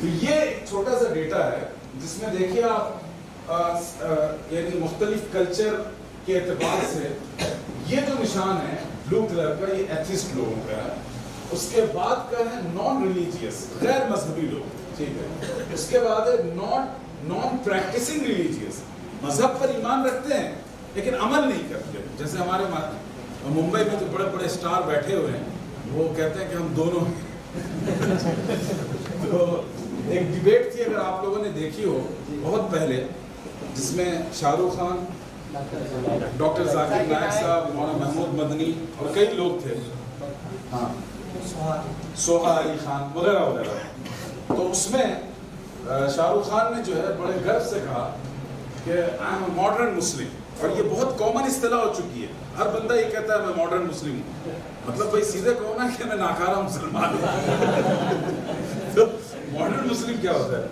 تو اس میں کسی نے کوئی جواب نہیں دیا معقول، ڈاکٹر ذاکر نائک صاحب حفظ اللہ نے اس کی گرفت کی، انہوں نے کہا کہ ماڈرن نان ماڈرن کو اسلام نہیں ہوتا، you should say you are practicing Muslim either non practicing Muslim، بعمل مسلمان ہو یا بے عمل مسلمان ہو، بس یہ دو فرق ہے، ٹھیک ہے، تو یہ ہوا ہے۔ اس کے بعد ہے پریکٹسنگ ریلیجیس، مذہب پر عمل پیرا لوگ، اب اس میں سارے لوگ ہیں، یہودی، عیسائی، کرسچن، جینی، بدھسٹ، مسلمان وغیرہ وغیرہ جتنے ہیں۔ تو دیکھیے بعض ملکوں میں یہ جو سینک دیکھ رہے ہیں، سینک اسٹیٹ، یہ اصل میں چائنا کا جو زیر اثر علاقہ ہوتا ہے اس کو سینک کہتے ہیں، تو اس میں دیکھیے ایتھسٹ جو ہے نا کہاں تک پہنچ چکے ہیں، سب سے زیادہ ہے، اور انہی لوگوں نے کورونا بھیجا ہے اچھا، لیکن جیسے کہ افریقن کنٹریز میں آپ دیکھیے پریکٹسنگ لوگ جو ہے زیادہ ہیں، جو مذہب پر عمل پیرا ہیں۔ اسی طریقے سے اسلامک اسٹیٹس میں دو کیٹیگری سب سے زیادہ ہے، ایک پریکٹسنگ اور دوسرے نان پریکٹسنگ، بعمل اور بے عمل۔ البتہ اس میں بھی دیکھیے آپ ایک چھوٹا سا حصہ موجود ہے جو الحاد کی طرف جا رہا ہے، اور یہ تناسب بڑھ رہا ہے۔ ابھی دیکھیں سعودی عرب میں جیسی تبدیلیاں آ رہی ہیں، آپ نے کبھی تصور کیا تھا کہ سعودی عرب میں یہ سب ہوگا؟ وہ ایکسٹریم ان کا جو میتھڈ ہے کہ کیا نام ہے، جو ان کے ٹریڈیشنل چیزوں کو بھی انہوں نے دین بنا رکھا۔ بھائی اسلام نے کبھی گاڑی چلانے سے یا ڈرائیو کرنے سے عورت کو منع نہیں کیا، لیکن وہ اپنے کلچر کے انفلوئنس میں آ کر انہوں نے عورتوں پر گاڑی ڈرائیونگ بھی حرام کر رکھی تھی۔ اب جو ہے حلال کی لسٹ جو کھلی ہے ان کے پاس، ختم ہونے کا نام نہیں لے رہی ہے، اللہ جانے کہاں تک پہنچائیں گے، اللہ حفاظت فرمائے۔ تو یہ مسلم ملکوں میں، اور چونکہ افریقن ملکوں میں خود مسلم ملک بڑی تعداد میں ہے، ٹھیک ہے، تو ان سب جگہ ان کا تناسب بڑھتا جا رہا ہے، ٹھیک ہے۔ ویسٹ میں آپ دیکھ لیں بڑی تعداد میں، تو یہ میں ڈیٹا اس لیے آپ کو دکھا رہا ہوں تاکہ یہ اندازہ ہو سکے کہ کتنا بڑا طوفان آنے والا ہے اور ہمیں کون سے چیلنجز کا سامنا کرنا ہے۔ تو ابھی میں صرف ایتھسٹ یا ایتھزم جس کو کہتے ہیں ناستک، تو اس کے جو نقصانات ہیں وہ اپنے بچوں کو بتانا چاہوں گا اس سے پہلے۔ جی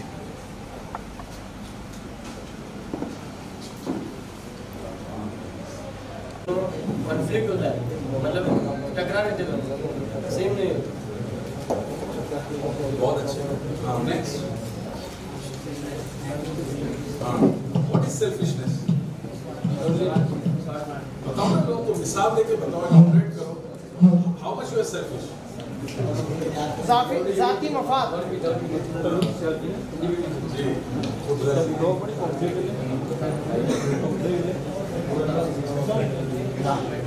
اور صرف بسکٹ زیادہ پسند ہے یا چاکلیٹ زیادہ پسند ہے؟ بتائیے، جن کو بسکٹ پسند ہے وہ ہاتھ اٹھائیں۔ ماشاء اللہ۔ چاکلیٹ جن کو پسند ہے؟ آپ کو ایک دلچسپ بات بتاؤں، آج صبح اتفاق سے یہ بسکٹ اور چاکلیٹ خواتین کے میں، تو خواتین کی میجورٹی نے چاکلیٹ پسند کیا۔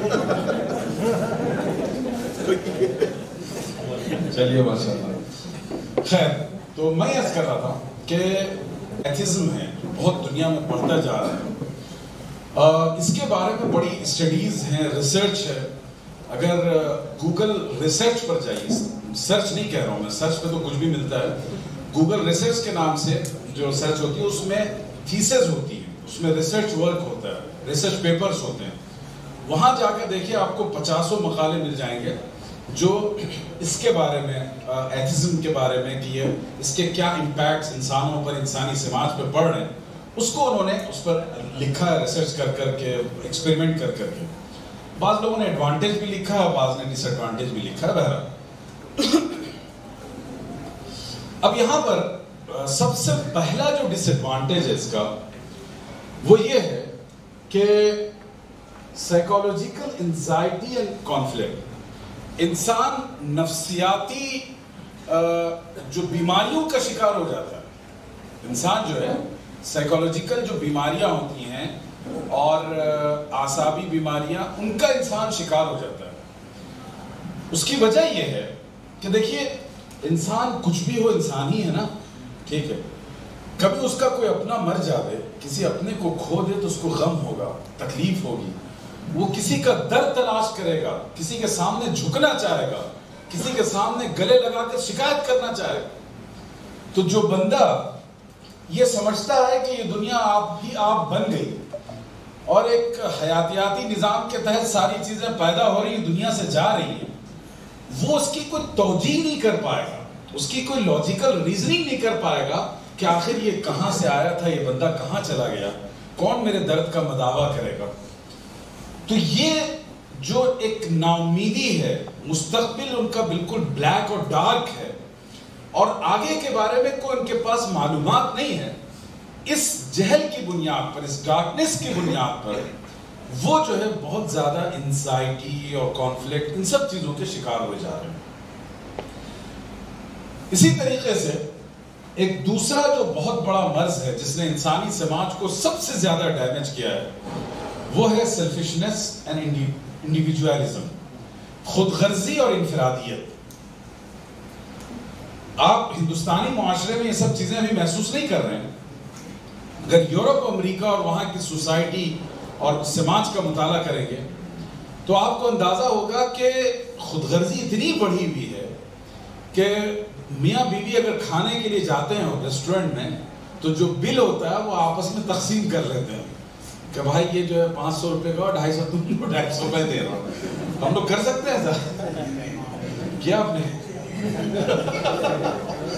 جی، تو یہ تو خیر ایک بہت عام سی مثال ہے، تو اس میں پارٹنرشپ والا کانسیپٹ ہے، ٹھیک ہے، ساؤتھ افریقہ میں بہت ہوتا ہے ایسا۔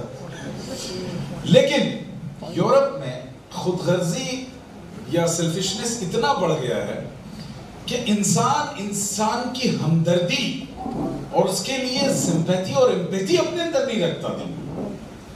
بھائی جب انسان کے دل میں سمپیتھی نہ ہو، امپیتھی نہ ہو تو کیسا انسان ہے؟ اس کی میں ایک مثال آپ کو دوں، یہ تو آپ اپنے سماج میں دیکھتے ہیں، خدا نہ خواستہ سڑک پر کوئی حادثہ ہو جائے تو کوئی ہاتھ نہیں اٹھتا جو اس کو سہارا دے کر ایمبولینس بلا کر بھیجے، سارے ہاتھ اٹھتے ویڈیو بنانے کے۔ ہوتا نہیں ہوتا؟ صبح شام ہم دیکھ رہے ہیں، کہاں گئی انسانیت بھائی؟ آپ نے ویڈیوز دیکھی ہوں گی کہ ایک کتا ایکسیڈنٹ میں مر گیا تو دوسرا کتا اس کی ناش کو کھینچ کے لے کر جا رہا ہے۔ تو ایک شاعر نے، حیدرآباد کے ایک شاعر تھے، بڑا غضب کا شعر کہا انہوں نے کہ ایک کتے نے کتے کو بد دعا دے دی، ایک کتے نے کتے کو بد دعا دے دی، جا آدمی کی موت مارا جائے گا، جا آدمی کی موت مارا جائے گا۔ تو یہ جو خود غرضی ہے اس نے انسانی سماج کو، انسانی ہیومن ویلیوز کو، قدروں کو کھرچ کھرچ کر نکال دیا ہے۔ اب انسان صرف ایک جسم اور روح کا ڈھانچہ بنا ہوا ہے جس کے اندر انسانیت باقی نہیں۔ یہی وجہ ہے کہ یورپ میں اولڈ ایج ہوم کی تعداد بڑی ہے، بہت زیادہ ہے۔ وہاں خواتین کے لیے شیلٹرز قائم ہوتے ہیں جو دن بھر کما کر آتی ہیں اور رات میں ان کو ایک جائے سکون، ایک رہائش کے لیے ایک چھوٹا سا اسپیس دے دیا جاتا ہے۔ نہ ان کی اولاد انہیں دیکھنے والی، نہ ان کا شوہر دیکھنے والا، نہ ماں باپ دیکھنے والا۔ اسی طریقے سے انفرادی کہ میں اپنے پلیجر، اپنے انٹرٹینمنٹ میں زندگی گزاروں گا، میرا یہ ایریا آف انٹرٹینمنٹ ہے، اب اس کو حاصل کرنے کے لیے کسی بھی چیز کو داؤ پر لگانا پڑے آئی ڈونٹ کیئر. یہ جو آج کل نوجوان کہتے ہیں آئی ڈونٹ کیئر, سمجھے, گو ٹو ہیل, باہر میں جاؤ, کہتے نہیں کہتے, یہ اصل میں اسی کلچر کی دین ہے. آئی ڈونٹ کیئر, بھائی انسان ہے تو کیئر کرنا ہی کرنا ہے, کیسے آپ کیئر نہیں کریں گے. تو یہ ایک پورا کلچر جس پر اصل میں ایتھزم کی چھاپ پڑی, اور اس کے اثر سے ان کے اندر خود غرضی, سیلفشنس اتنا پیدا ہو گیا کہ بھائی بھائی کا نہیں ہے, بہن بہن کی نہیں ہے, اولاد اور ماں باپ کا رشتہ ختم ہو چکا, تانے بانے ٹوٹ چکے. پھر اس کے بعد آگے دیکھیے, مورل ایبسنس اینڈ کرائم. یہ جو اخلاقی قدریں ہیں, ہیومن ویلیوز ہیں, ریسپیکٹ کرنا, شفقت کرنا, ایک دوسرے کے لیے امپیتھی اور سمپیتھی کا جذبہ ہونا, کام آنا, لوگوں کی ہیلپ کرنا, شیئر اینڈ کیئر کرنا, یہ سب ہے نا ہیومن ویلیوز ہیں. اور بتائیے کیا کیا ہیومن ویلیوز ہے, بتائیے. ہاں تھینک یو بولنا نہیں ہیومن ویلیو جی. اور چیریٹی کرنا, بہت خوب. ہاں عدل, امانت داری, امانت داری, آنیسٹی جی, عدل, جسٹس, عدل جی, گفٹ دینا, گفٹ دینا, ریسپیکٹ دینا جی بھائی, ایثار اور ہمدردی جی, سیلف لیس ہونا جی, پیس اینڈ سیکیورٹی, ہر ایک کو اس کی ہر انڈیویجول کے رائٹ اور ریسپیکٹ کو قبول کرنا. تو یہ کم ہو رہے ہیں کہ بڑھ رہے, بتائیے. کم ہوئے جا رہے ہیں نا. میں اللہ کا شکر اس نسل سے ہوں کہ بیوی بچے والا ہوں, لیکن آج بھی میرے والد اگر مجھے ڈانٹیں تو یہ مجال نہیں ہے کہ آنکھ اٹھا کر ان کی آنکھ میں ملا لیں, کبھی نہیں ہو سکتا. آج کے بچوں کو ڈانٹ کے دیکھ لیں. ہمارے پاس ایک صاحب آئے, NRI تھے, تو چھوٹا سا بچہ تھا کم سن, اور وہ ہماری لائبریری میں کتابیں اٹھا پٹک, فائل ادھر ادھر, مطلب بہت ہی زیادہ مطلب شرارت کر رہا تھا. تو ان کے والد نے, اور اصل میں NRI لوگ تھوڑا بچوں کو بہت لاڈ نخرے میں رکھتے ہیں عام طور پر, تربیت مطلب کر نہیں پاتے, چونکہ ایسا نظام بن گیا ہے کہ آپ سختی نہیں کر سکتے. تو اس نے جو ہے, انہوں نے کہا کہ بیٹے اچھے بچے ایسا نہیں کرتے. بچے نے سن لیا, اگنور کر دیا. پھر تھوڑی دیر کے بعد بچہ شرارت کرتا, پھر باپ نے کہا, پھر تیسری مرتبہ اسی کہا, بچے نے ایک تماشا کھینچ کے والد صاحب کو رسید کیا. تو یہ اس بچے کی غلطی نہیں ہے, یہ ہماری غلطی ہے کہ ہم کیسی اپ برنگنگ کر رہے ہیں, کیسی تربیت کر رہے ہیں. اور ایک اور واقعہ پڑوسی ملک کا, کہ باپ نے امریکہ وغیرہ میں اپنے بچے پہ کچھ سختی کی, ڈانٹا یا کسی چیز سے منع کیا. اس بچے نے فون لگا دیا پولیس کو, اور پولیس آ کر اٹھا کے لے گئی والد محترم کو, اور لے جا کر ان کو خوب دھولا ولائی, دھلائی ولائی کی, جو بھی کرنا تھا جیل ویل میں رکھا. بہرحال بڑی مشکل سے جان چھوٹی, واپس آئے. تو انہوں نے اپنے بچوں سے کہا کہ چلو بیٹا فیملی ٹرپ پہ واپس چلتے ہیں پاکستان. تو بچوں نے کہا ٹھیک ہے چلیے. تو جب واپس آئے تو جیسے ایئرپورٹ پاکستان پہ ارائیول ہوا, باپ نے اپنے بچے کو پکڑا, اس کا بیٹا بہت بول گیا. یہ سب, یہ جو ڈس بیلنس ہے, یہ عدم توازن ہے, یہ کیوں پیدا ہوتا ہے؟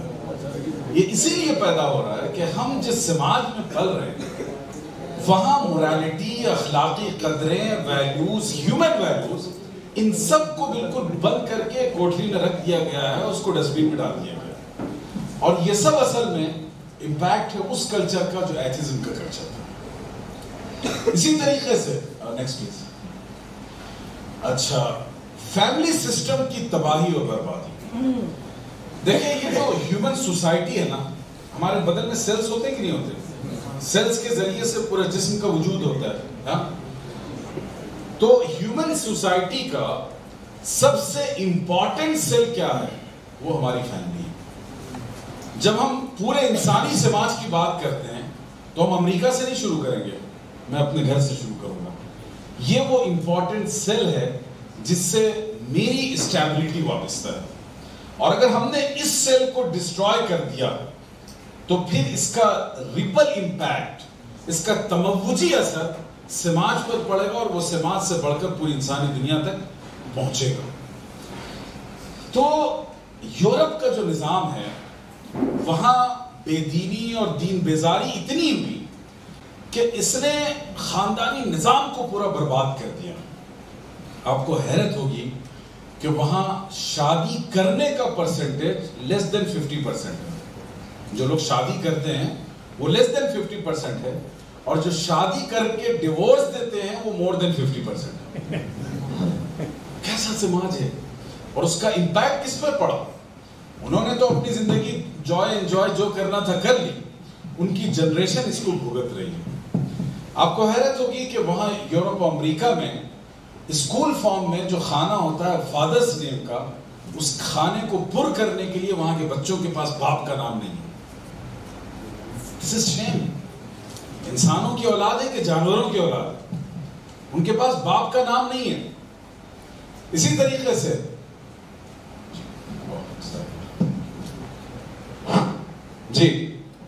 اسی طریقے سے وہاں کا جو خاندانی نظام بگڑا تو اس کا نتیجہ یہ ہوا کہ بوڑھے اور بزرگوں کو سماج نے بوجھ سمجھا, والدین کو اپنے برڈن سمجھ کر ان کو لے کر اولڈ ایج ہوم میں رکھوا دیا, اور اینولی جو ہے وہ فادرز ڈے مدرز ڈے کو جا کے سیلیبریٹ کر لیتے ہیں, یا مہینے 10 20 25 دن پہ ایک بار مل لیتے ہیں. تو یہ بچے بڑے اوبیڈینٹ اور فرما بردار سمجھے جاتے ہیں اس معاشرے میں. ہم تو کہتے ہیں لعنت ہے ایسی زندگی پر, ہے نہیں؟ اگر ماں باپ ساتھ میں ہوں اور ہم ان کو نہ دیکھیں, وہ خدا نہ خواستہ اولڈ ایج ہوم میں ہوں, تو لعنت ہے ایسی جوانی پر اور ایسی زندگی پر. تو یہ اولڈ ایج ہوم کا کانسیپٹ. اس کے علاوہ جو نیو جنریشن تھی ان کی, وہ سب الکوہل کنزیومرز میں کنورٹ ہو گئی. دو چیزوں کی ان کو ایسی لت پڑی کہ نہ ان کی جوانی رہی نہ ان کی طاقت و توانائی باقی رہی. ایک طرف الکوہل اور دوسرے بدکاری اور برائی. اور اس نے کیسی کیسی بیماریاں جنم لی, ایڈز کو جنم دیا, اور فلاں اور فلاں اور فلاں. ان تمام برائیوں کی جڑ جو ہے, اس کا جو روٹ ہے, وہ خاندانی نظام کا بکھر جا رہا ہے. آج بھی ہندوستان کے معاشرے میں بہت یعنی پورے بہت سنسیئرٹی کے ساتھ یہ بات کہنا چاہتا ہوں کہ اپنے خاندانی نظام کو بچائیے. اس لیے کہ مغرب نے گلوبلائزیشن کے نام پر اپنا کلچر, اپنے کسٹمز, اپنی تہذیب کو پروجیکٹ کیا ہے اور ہمارے اور آپ کے گھر تک پہنچایا ہے. تو اگر اس سے بچنا ہے تو آپ کو سماج اور محلہ اور معاشرے کی اصلاح نہیں کرنی.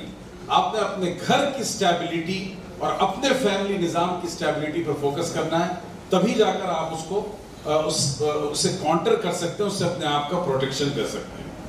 اس میں بنیادی ایک بہت اچھی بات میں آپ کو کہہ دیتا ہوں پیرنٹنگ کے ریفرنس میں, کہ جو ہم پیرنٹس ہیں نا, جو لوگ ماں باپ ہیں, دیکھیے پرانا پیرنٹنگ اسٹائل جو تھا نا, تو وہ گبر سنگھ اسٹائل تھا کہ باپ نے ایک بار آواز نکالی اور جناب تم سامنے کہیں نظر نہیں آنا, ہے یا نہیں؟ آج کا اسٹائل چینج ہو چکا ہے چونکہ جنریشن چینج ہو چکی ہے. آج ہم اگر بالکل ایک ڈکٹیٹر بن کے اپنی فیملی میں رہیں تو آپ کے بچے آپ سے ٹوٹ جائیں گے, آپ کا رشتہ ختم ہو جائے گا. یہاں ہم یہ کہتے ہیں ہمیشہ کہ باپ جو ہے اپنے بیٹے کا سب سے دی بیسٹ فرینڈ بنے, اور ماں اپنی بیٹی کی دی بیسٹ فرینڈ بنے. اور دن بھر کی ایکٹیویٹیز, کہاں کیا چل رہا ہے, سوشل میڈیا پہ کیا لکھا, کس سے بات ہوئی, کیا پوری چیزیں ان کو نریٹ کرنے دیجیے. موبائل اور گیجٹ سے نکلیے, اپنے بچوں پہ فوکس کیجیے. یہ جو ریلیشن شپ ہوگی وہ اس فیملی نظام کو بچائے گا. اور اگر وہی گیپ ہم نے رکھا کہ باپ کی نگاہوں کے سامنے نہیں آنا, آواز نکالے تو ادھر بھاگ جانا, تو یاد رکھیے گا یہ بھاگ جائیں گے. سمجھ رہے ہیں؟ تو فیملی سسٹم کو بچانا, اور اسی کو برباد کیا ایتھزم نے, اور اس کا نتیجہ یہ کہ پورا معاشرہ وہاں بے دین اور دین بیزار ہوا, اور پورا انسانی نظام درہم برہم. اسی کے ساتھ ہے کمیونٹیز کا سبوتاژ ہو جانا. جو انسانوں کے آپس میں ریلیشن تھے, تو جب فیملی یونٹ آپ کا اسٹیبل نہیں ہے تو کمیونٹیز سے ریلیشن آپ کے کہاں بنیں گے؟ آپ کا کس سے کیا تعلق, رابطہ اور ناطہ رہے گا؟ نتھنگ. تو اس نے پھر انسانوں, اب دیکھیے کہ آج ہندوستان میں اسلاموفوبیا کی بات چل رہی ہے. مطلب کتنی شرم کی بات ہے کہ 40-50 نوجوان مل کے ایک سیدھی سادھی لڑکی کے خلاف غنڈہ گردی کریں گے. مطلب پرانے زمانے میں کوئی کتنا بے غیرت بے ضمیر انسان ہوتا تو ایسا نہیں کرتا, کہتا یار لڑکی ہے, ہم ایسے اس سے بات بھی نہیں کر سکتے, ہے نہیں. لیکن اتنی بے حیائی پر اترا ہوا. اور بھی بہت سی ویڈیوز آپ نے دیکھی ابھی حجاب کو لے کر کس طرح ٹیز کیا جا رہا ہے. کل میں نے ایک ویڈیو دیکھی کہ ایک لڑکی تنہا جا رہی ہے, ایک خبیث پیچھے سے آیا اور ایک اسٹیکر نما کوئی پیپر تھا اس کے پیٹھ پہ لگایا, اس لڑکی کا ہاتھ پکڑا اور پیچھے سے جو دوسرے گرو گھنٹال آ رہے تھے بدتمیز بد تہذیب لوگ, وہ کہہ رہے واہ واہ واہ بہت اچھا کیا, جو باپ دادا کی عمر کا تھا. اتنی گھٹیا اخلاقی قدریں اگر سماج میں آئیں گی تو یہ سماج انسانوں کے لیے کہاں رہے گا؟ ہمیں قبرستان کی راہ اختیار کرنی پڑے گی امن سکون کے لیے. اس لیے اپنے سماج کو اگر بچانا ہے تو ان فتنوں سے بچانا ہے. اور اس کے بعد پھر پولیٹیکل کرائم. آپ نے دیکھا کہ سیریا میں کیمیکل کے ذریعے سے انسانوں کو ہلاک کیا گیا, معصوم بچوں کو. اور ابھی بھی آپ دیکھ رہے ہیں کہ کس طریقے سے جو سیریا کے مہاجرین ہیں, مائیگرینٹس ہیں, دنیا میں ہیومن سب سے بڑا کرائسس کے وہ شکار ہیں. برما میں کیا ہوا اور دنیا کے مختلف ملکوں میں ہو رہا ہے. اور صرف مسلمانوں کی بات نہیں, اس ملک میں دلتوں کے ساتھ جو ہوا ہے, پچھڑے طبقات کے لوگوں کے ساتھ جو ہوا ہے, ہم اس کا تصور نہیں کر سکتے. لیکن افسوس یہ ہے کہ ہم حق کی آواز بن کر نہیں کھڑے ہوئے, ہم نے مظلوموں کا ساتھ نہیں دیا. یہی وجہ ہے کہ آج او بی سی اور ایس سی ایس ٹی یہ سب لوگ ہم سے کٹے ہوئے ہیں اور انہی کو حربے کے طور پر استعمال کیا جا رہا ہے ہمارے خلاف. لیکن بہرحال جو پولیٹیکل کرائمز اس دنیا میں وجود میں آئے ایتھزم کی بنیاد پر, تو اس میں اسرائیل کی دہشت گردی اور بربریت دیکھیے کہ کتنا معصوموں کا خون چوستا اور پیتا ہے اور اس کو شرم اور حیا نہیں. دوسرے ملکوں کو دیکھیے کہ حقیر مفادات کے لیے افریقن ملکوں میں ان چیزوں کا ایکسپریمنٹ کرتے ہیں جو انسانوں کے لیے تباہ کن ہیں, انسانی جانوں کے لیے نقصان دہ. تو یہ جو پورا اخلاقی, سیاسی, سماجی, انسانی کرائسس آیا ہے وہ اصل میں دین ہے کس کا؟ اس بے دینی, ایتھزم یا ناستک پن کا کہ جس نے انسانوں کا رشتہ خدا سے کاٹ دیا. اور جب جب انسان کا رشتہ خدا سے کٹے گا تو اسی طرح کی انارکی, بد اخلاقی, انسانیت دشمنی کے کام وجود میں آئیں. تو یہ جو ہماری جنریشن ہے ان کے سامنے یہ بات واضح ہونی چاہیے کہ atheism is not a way and not option. Islam is the only one option we have, اس کے علاوہ کوئی آپشن نہیں. کیوں اسلام ہی صرف ایک آپشن ہے ہمارے پاس؟ دیکھیے دنیا میں جتنے ازمز ہیں, جتنے دھرم اور کلچر ہیں, سویلائزیشن ہے, ان سب نے اپنا اپنا ایکسپریمنٹ کر کے دکھا دیا. 70 سال کے قریب اس ملک میں آزادی کو ہوا, لیکن یہاں کی جو میجورٹی ہے وہ اس آزادی کو برداشت نہیں کر پائی. اتنی کمزرف آبادی ہے ہماری کہ وہ اس آزادی کو برداشت نہیں کر پائی, دوبارہ انسانوں کو غلام بنانے کے لیے تیار ہے نہیں ہے. اور جو کمیونزم تھا وہ دیکھیے اس نے کس طرح لوگوں کے ساتھ, کیپٹلزم نے کیا کیا ظلم کیا. آج پوری دنیا کی جتنی آبادی ہے اس کا پورا سرمایہ صرف دنیا کے 100-200 لوگوں کے ہاتھوں میں, اور دنیا کی بڑی آبادی جو ہے وہ بھوکمری کے شکار ہے. تو یہ جو بیلنس بگاڑا ہے یہ اس نظام اور سسٹم نے بگاڑا ہے جو اللہ پر یقین نہیں رکھتا. اس لیے کہ یہ کائنات اللہ کی بنائی ہوئی ہے, اور اس کائنات کو اگر کوئی رول کر سکتا ہے یا کسی قانون کے ذریعے سے رول کیا سکتا ہے, وہ کون کر سکتا ہے؟ صرف اللہ کے قانون کے ذریعے, اس کے علاوہ کوئی قانون نہیں.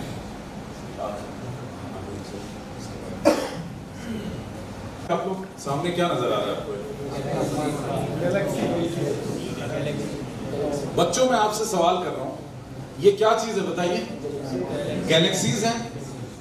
ہر گیلیکسی میں کتنے سٹارز ہیں؟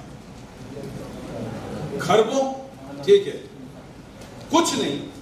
ایک گیلیکسی کے صرف سٹارز کو اگر نام دیا جائے, کوئی نیم دے دیا جائے, اور اس کو آپ کاؤنٹ کرنے کے لیے بیٹھیں, اس کو کاؤنٹ کرنے کے لیے بیٹھیں تو کتنی عمر چاہیے؟ پاسبل ہے؟ آئی ریپیٹ دس کوشچن, میں پھر سے سوال کر رہا ہوں کہ اس دنیا میں 300 کھرب اور اس سے زیادہ گیلیکسیز ہیں. ٹھیک ہے, اور ان گیلیکسیز کے اندر سٹارز ہیں وہ خود لاکھوں کھربوں میں ہیں, ہے یا نہیں ہے؟ اور ان سٹارز میں کتنا فاصلہ ہے؟ جیسے کسی سمندر میں بہت دور دور کشتیاں چل رہی ہوں تو اتنا گیپ ایک اسٹار سے دوسرے اسٹار کے بیچ ہے. تو اگر میں آپ کو یہ ٹاسک دوں کہ ان اسٹارز کو کاؤنٹ کر کے بتاؤ یا ان کا نام بتا دو صرف پڑھ کر, از اٹ پاسبل؟ پاسبل نہیں ہے نا. تو یہ بتاؤ کہ ان خربوں, مطلب ایک ریسرچ کے مطابق صرف ان اسٹارز کو گننے کے لیے, ایک گیلیکسی میں جو اسٹارز ہیں ان کو, ان کا نام لینے یا ان کو کاؤنٹ کرنے کے لیے 300 کھرب ایئرز چاہیے ہمیں سال. کتنے؟ 300 کھرب سال چاہیے. لکھ سکتے ہیں آپ؟ نہیں لکھ سکتے. اب یہ بتائیے کہ وہ انسان جس کی اوقات میں یہ نہیں ہے کہ صرف اس دنیا کی جو کریشن سے ان کا نام گن سکے, ان گیلیکسیز کا نام گن سکے, ان کے نمبرز لکھ سکے, وہ انسان اس کائنات کا کیا ہو سکتا ہے؟ وہ اس کائنات کے بارے میں کیا جانتا ہے؟ کچھ بھی نہیں جانتا, وہ جاہل ہے نہیں ہے. تو ایسے انسان کے لیے جو نیکسٹ پلیز, نہیں اس سے پہلے والا سوری پریویس, کہ وہ انسان جو اپنے ارد گرد کی دنیا اور یونیورس کے بارے میں زیرو نالج بھی نہیں رکھتا ہے, اس سے اگر پوچھا جائے کہ تم کون ہو, کس لیے آئے ہو, تمہیں کہاں جانا ہے, تمہاری زندگی کا ٹارگٹ اور مقصد اور آبجیکٹو کیا ہے, تو کیا وہ اس کا جواب دے سکے گا ڈائریکٹ اپنے علم, نالج, ایکسپیریمنٹ کی بنیاد پر؟ بتائیے, is it possible to respond these questions? No. تو اس کا مطلب یہ ہے کہ ہمارا علم اور نالج بہت محدود, بہت لیمیٹڈ ہے. ٹھیک ہے, تو ہمیں انسان یہ مجبور ہے اس بات کے لیے کہ کسی دوسرے ریسورس کی طرف دیکھے جو اس کو گائیڈ اور لیڈ کرے. Is that making sense? اور وہ روٹ کیا ہے؟ وہ ہے وحی. وہ روٹ کیا ہے؟ وحی ہے. انسان اپنی تمام تر نالج اور انفارمیشن, اور ہم جس دور میں رہ رہے ہیں یہ تو نالج کا دور ہے نا, انفارمیشن کا پیریڈ ہے, ایرا ہے, اس کے باوجود ہمارے اندر یہ ایبیلٹی نہیں ہے کہ ہم دنیا کے ایک گیلیکسی کے بارے میں انفارمیشن گیدر کر کے دے سکیں. تو پھر ہمیں یہ نالج اور انفارمیشن کہاں سے لینا پڑے گا؟ کوئی دوسرا ریسورس تلاش کرنا پڑے گا, اور وہ ریسورس کیا ہے؟ وحی ہے. The message from Allah, the divine, the revelation of divine, اللہ کی طرف سے آنے والی وحی, یہی ایک واحد ریسورس ہے جس کے ذریعے سے ہم ان کوشچنز کا جواب دے سکتے ہیں کہ انسان تم کون ہو, کہاں سے آئے ہو, تمہیں کہاں جانا ہے, تمہاری زندگی کا کیا مقصد ہے. اور اس کا جواب صرف اسلام دیتا ہے. ان تمام کوشچنز کا جواب صرف اسلام دیتا ہے. اور پرانے جو ریلیجن تھے, جو فیتھ تھے, جیسے جوڈائزم ہے, کرسچینٹی ہے, ان کو بھی اللہ نے اس کا جواب دیا تھا, نو ڈاؤٹ. ان کے پاس کتابیں آئی تھی, وحی آئی تھی, لیکن وہ لوگ اپنی ٹیکسٹ بک کا پروٹیکشن نہیں کر پائے. ان کے پاس پرنٹنگ ایج نہیں تھا اس وقت. انہوں نے پیغمبر کے جانے کے بہت بعد میں انہوں نے ان کتابوں کو لکھا اسٹوریز کی شکل میں, اور پھر اس میں فیبریکیشن کا کام ہوا. انہوں نے ایڈ کیا اپنی طرف سے. آپ کو کوئی اسٹوری پسند آئی, آپ نے ایڈ کر دی. آپ کو کوئی اچھی بات لگی, آپ نے ایڈ کر دی. تو جتنے بائبل, تورات, انجیل, جتنی کتابیں تھیں پرانی, پریویس ٹیکسٹ بک تھے, وہ سب کے سب آتھینٹسٹی کھو چکے. آج مثال کے طور پر بائبل ہے نا, پوری کرسچن, انٹائر کرسچن ورلڈ سے آپ کہیں کہ بائبل کے ایک صفحے پر ہاتھ رکھ کے خدا کی قسم کھا کے کہو یہ ایز اٹ از ویسا ہی ہے جیسا اللہ کی طرف سے بھیجا گیا تھا, اٹ از امپاسبل ہے نہیں. اور قرآن وہ واحد کتاب ہے دنیا کی جس کے ہر حرف پر قسم کھا سکتے ہیں کہ this is as it is, it was received, ہے نہیں.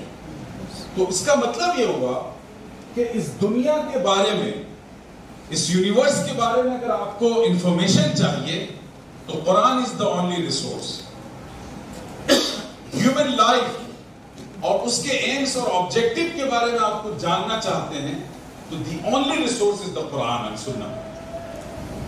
تو ہمیں آپ اور ہم جس دھرم، جس مذہب، جس مذہب کے ماننے والے اور پیروکار ہیں، وہ دنیا کا سب سے آتھینٹک اپرووڈ بائی اللہ سبحانہ و تعالی ریلیجن. پھر میں اسٹوری آپ کو دوبارہ آپ کا ذہن لے جاؤں گا وہاں کہ جہاں 33 کروڑ خدا تھے. وہ خدا جو انہوں نے اپنے ہاتھوں سے بنائے تھے، وہ خدا جنہیں ہگنے اور مودنے کا سلیقہ نہیں ہے، بندر اور کتا اور بلی اور فلاں. تو وہاں سے ہم نے اسٹوری شروع کی تھی اور پھر ہم ایتھیزم پر آئے. تو یہ جو 3 آپشنز ہیں، یا تو بالکل مذہب بیزاری ایتھیزم، وہ سرے سے ایکسیپٹیبل نہیں ہے، اس لیے کہ فور انٹائر ہیومن بینگز اس سے بڑھ کر ہارمفل کوئی طریقے زندگی نہیں ہو سکتا ہے یا نہیں؟ آپ لوگوں نے اس کے ڈس ایڈوانٹیج دیکھے، پڑھے، ٹھیک ہے. دوسرا آپشن ہو سکتا تھا کہ تھیسٹ ہیں، کسی نہ کسی دھرم کو مانتے ہیں، لیکن جتنے وہ تھیسٹ کے دائرے میں دھرم آتے ہیں، بلیف سسٹمز ہیں، ان میں سے کسی میں یہ ایبلٹی نہیں ہے کہ آپ کو آج رسپونڈ کر سکے ان کوشچنز میں. میں ایک چھوٹی سی مثال دوں.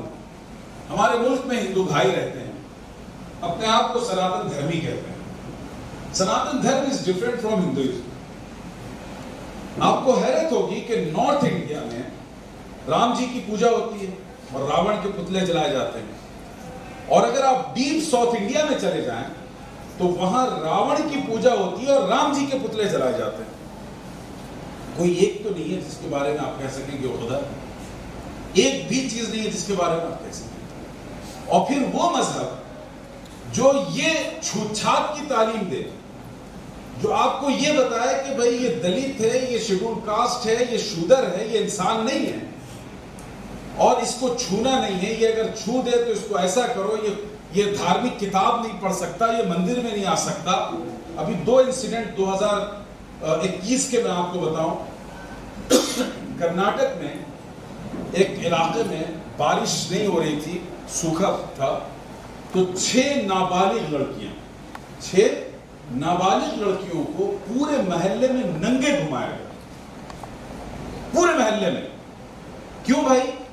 یہ پوجا ہے تاکہ خدا سے، ایشور سے پانی طلب کیا جا سکے. کیا ہے بھائی؟ عورتوں کی عزت. اور دوسرا واقعہ بتاؤں، یہ مدھیہ پردیش کا واقعہ تھا. اور کرناٹک کا واقعہ یہ ہے کہ ایک چھوٹا سا کمسن بچہ جو دلت سماج سے تعلق رکھتا تھا، اس کی برتھ ڈے تھی، تو وہ اپنے باپ کے ساتھ گیا اپنی برتھ ڈے کے لیے پرشاد لینے مندر. لیکن چونکہ وہ دلت سماج کا ہے تو مندر میں الاؤڈ نہیں ہے کہ تم اندر نہیں آ سکتے، تم اچھوت ہو، تم گند ہو، ننگ ہو، نو سکتا. ٹھیک ہے. ہوا یہ کہ چھوٹا سا 4-5 سال کا بچہ تھا، بارش ہونے لگی، وہ بچہ اندر گھس گیا مندر کے پرائمیسس میں. تو اس کے والد کے اوپر 26,000 روپے کا جرمانہ لگا. مندر کی پوری دھلائی کا پیسہ اس سے لیا. کیا ہے یہ دھرم ہو سکتا ہے؟ یہ مذہب ہو سکتا ہے؟ جو مذہب انسان میں بھید بھاؤ کرے، وہ مذہب کیسے ہو سکتا ہے؟ وہ دھرم کیسے ہو سکتا ہے؟ قرآن نے کہا یا ایھا الناس انا خلقناکم من نفس واحدہ وخلق منها زوجها وبث منهما رجالا كثيرا ونساء. ایک انسان سے ہم نے پیدا کیا اور تم سب کے سب آدم کی سنتان ہو. تم میں نہ کسی رنگ کی بنیاد پر، نہ ٹرائبل کی بنیاد پر، نہ ریجن کی بنیاد پر کوئی فرق نہیں کیا جائے گا، کوئی بھید بھاؤ نہیں کیا جائے گا، ڈسکریمنیشن نہیں کیا جائے گا. تو انسانیت کو انسانیت کی نگاہ سے دیکھنے والا دھرم چاہیے، اور وہ اسلام.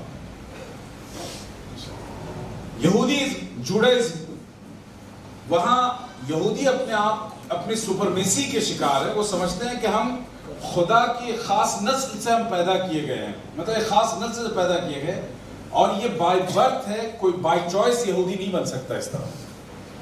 تو وہی کانسیپٹ ڈسکریمنیشن کا ان کے پاس بھی اور ان کے پاس بھی. تو دیکھیے وہ دھرم جو انسان کو لیڈ کر سکے، انسان کو گلے لگا سکے، ہر انسان کو ایک نگاہ سے دیکھے، اور جہاں آپ کے ہر سوال کا جواب دستیاب ہے، وہ صرف اور صرف اسلام ہے. اسلام کے سوا کوئی دھرم اور مذہب نہیں. تو یہ بلیف سسٹم کانشیسلی اپنے اندر پیدا کرنا ہے۔ ایک ہوتا ہے کہ میں مسلمان ہوں اس لیے کہ میرے باپ مسلمان تھے۔ This is not the answer. آج یہ جواب نہیں چلے گا۔ اسلام logical reasoning, thinking, observation, scientific temper, ان تمام چیزوں پر قائم ہے یہ دھرم۔ اس لیے اسلام کو جو اللہ تعالیٰ نے کہا کہ ان الدین عند اللہ الاسلام، دین تو صرف اللہ کے پاس اسلام ہے، اور اللہ کو اسلام کے علاوہ کوئی دین قابل قبول نہیں۔ تو اس لیول پر آ کر اسلام کی انڈرسٹینڈنگ پیدا کرنا، اور میں امید رکھتا ہوں کہ اس ورکشاپ کے ختم ہونے پر انشاءاللہ ہم اس کانفیڈنس، کانشیسنس، شعور کے ساتھ، نالج اور وزڈم کے ساتھ ہم یہ کہیں گے کہ آئی ایم اے مسلم انشاءاللہ۔ جزاکم اللہ خیر۔ هذا وصلی اللہ علی سیدنا محمد وبارک وسلم والحمدللہ۔ اور اسلام کی ان طریقوں کے مقابلے میں جو خوبصورتی ہے اس کو بہت ہی بہترین انداز میں واضح فرمایا۔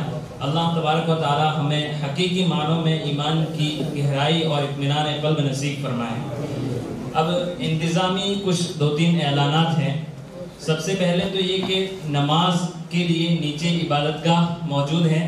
عبادت گاہ میں کیونکہ اجتماعی جماعت نہیں ہو سکتی، اس لیے چھوٹے چھوٹے گروپس میں اپنے حساب سے جماعت کر لیں ساتھی۔ دوسری چیز یہ کہ کھانے کا نظم اور قیام کا نظم یہاں سے کچھ دوری پر سماجواڑی لال پور جو ہے وہاں پر انتظام کیا گیا ہے، تو یہاں سے نکل کر تمام احباب وہاں پر تشریف لے جائیں، اور وہاں پر آپ کے کھانے کا اور آپ کے قیام کا سارا نظم موجود ہے۔ تیسرا اعلان یہ ہے کہ جو مقامی ساتھی ہیں وہ بھی، اور جو ساتھی یہاں پر قیام کریں گے وہ تمام احباب صبح 9:30 بجے سے پہلے یہاں پروگرام ہال میں تشریف لے آئے، کیونکہ 9:30 کے بعد انشاءاللہ پروگرام شروع ہو جائے گا۔ اس ورکشاپ کی اگلی نشست صبح 9:30 بجے انشاءاللہ شروع ہو جائے گی۔ جزاکم اللہ۔ پورے مجمع کے لیے، پورا مجمع کھانے کے لیے سماجواڑی پہنچ جائے۔ جزاکم اللہ خیر۔